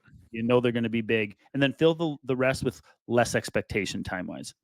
Perfect. That's exactly why I bought that second set of weight plates this past year, is because the time of setting up and tearing down sleds and dumbbells was killing my chances of getting a high rocks workout in. Oh. So I just had to invest in it just to stop the transition piece of workouts. And time. All right, last one. I've got 4 minutes roughly, and I have a 4-minute left. Is that right? Yep, that's it. So we'll do it, and we're going to have an abrupt end to this thing. All right. This is from Seth. Seth says, after 12 years of running, flat, OCR, mountain trail, I now personally know what a shin splint feels like. It sucks. Though I'm pretty confident there was no stress fracture, it got bad enough that I just had to stop running completely for 5 weeks. After there was zero discomfort to touch or by loading it for some time, I did a couple short, easy test runs, 2 and 3 miles with a day of rest between, and it was still good. Great. But then after just a couple more runs while slowly ramping up, it's back. I've had plenty of injuries over the years, most not from running itself, and I pride myself in figuring out how to ride the line between when to rest or take it easy, or sometimes to beat an injury into submission, as you'd say. But this shin splint is one stubborn adversary, and neither pushing through nor rest clearly works, so I'm a bit puzzled by this one. Any advice from experience with yourselves and other athletes? A 4-minute and go. Seth, I've had 3 or 4 tibial stress fractures in my shin. And I've had dozens of bouts of shin splints. And it's still the one thing, if I need to back off my volume, it's shin splints. Shin splints get poo-pooed by the populace, and they're actually way worse than people talk about. Like shin splints, like, oh, just deal with it. It's shin splints. They're bad, and they suck, and they're valid. And if you ride that shin splint line just a little too far, you get a fracture. Not a complete fracture, just a hairline fracture that might go half of the way or quarter way through your tibia, but that's enough to put you to a screaming halt. So if you didn't have an MRI or you didn't have a bone scan and you only had an x-ray or none of them, I'm not convinced you don't have a stress fracture. And if you took 5 weeks off and you're back, at minimum stress reaction where there's some fissures to the bone there. Some compromise to the structure, the ridge of the bone has been either chipped away or damaged or a slight crack. I've experienced taking 6 weeks off, trying to run again, and in your exact same boat, 2 of my times trying to return to injury, had to take 2 additional weeks off. then went back to it. And then you're going to deal with what we talked about with the foot stress fracture, some sort of like, is it healed or is it not? Is this inflammation from the soft tissue or is this the bone? You will deal with that coming back from a stress fracture in your shin. I think you have a stress reaction, stress fracture, whatever you want to call it, because it shouldn't be doing that after 5 weeks off. If it was just shin splints, you take a week, 10 days at most off, and you're back to new. The thing is, as you come back, you need to reacclimate to all that impact to running, and your shins are going to be likely to flare up again pretty quick. That's going to be expected. So what I would do if I were you is take a sacrificial another 2 or 3 full weeks off of running, and then 2 and 3 miles is way too far. You're running a mile, maybe 3 times your first week back at most, maybe twice. You need to be way more conservative than you think you need to be. And at any sign they start barking at you again, maybe it's 2 days in between runs to start. Every other day is too frequent after a tibial stress fracture, from my experience. So Johnny Luna Lima, one of the best OCR racers for a period of time we had, struggled with shin splints and stress fractures. His last one, he said, I'm not messing this up this time. His return to running program was, I think it was like 4 minutes of running 3 times a week for week 1, 6 minutes of running 3 times a week, week 2, 9 minutes of running 3 times a week, week 3. And then he eventually got to 20 minutes of running times 3, and then you can open the floodgates, right? It's slow. Not to like burst your bubble, but slow down with your return and give it a few more weeks. I think you have a fracture. Yep. So I'm going to focus on the other side then, which is soft tissue. Stress fractures are so hard to identify oftentimes. So let's prepare the other side. I think if you lift your foot up and then push it down, you feel all this movement on the front of your leg. Every single one of those areas can be inflamed and angry and causing this or manifesting the bone pain. So let's work on that as well. Let's check all the boxes. Tib raises, backwards walking, incline backwards walking, sled pushing, backwards pulling of a sled, forwards pulling of a sled, working every single one of those things so that when you return to running, that area doesn't have to be worried about. Now you can just isolate the bone and track that. Time. Boom. Kirk. We actually had 20 extra seconds, but what a workout. I'm exhausted. I'm hungry. I was sweating. Does that count for something? My pits are sweating. Yeah, I had to derobe while we were doing this. That's all. We got through what I have saved. So I don't know if you have any others, but right now we went through it. I have 3 email screenshots that I didn't even want to depress you with. What does that mean? I didn't want to add to your queue. I know how these things stress you.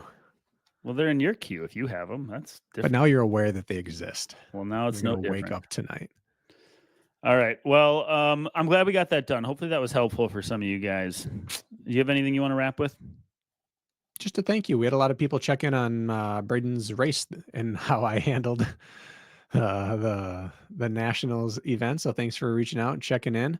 And your support outside of the podcast is always touching, whether it's Kirk's wedding or your recovery after the episode where you expose, all the rawness of your life, or with Lisa's injury, or with my injuries, or Braden's race, all of those things. Your support outside of the running is what really, really gets to us. So thank you. I agree with that. Well, on that note, guys, thanks for the question, the investment. We wouldn't exist without you. Have yourselves a great day.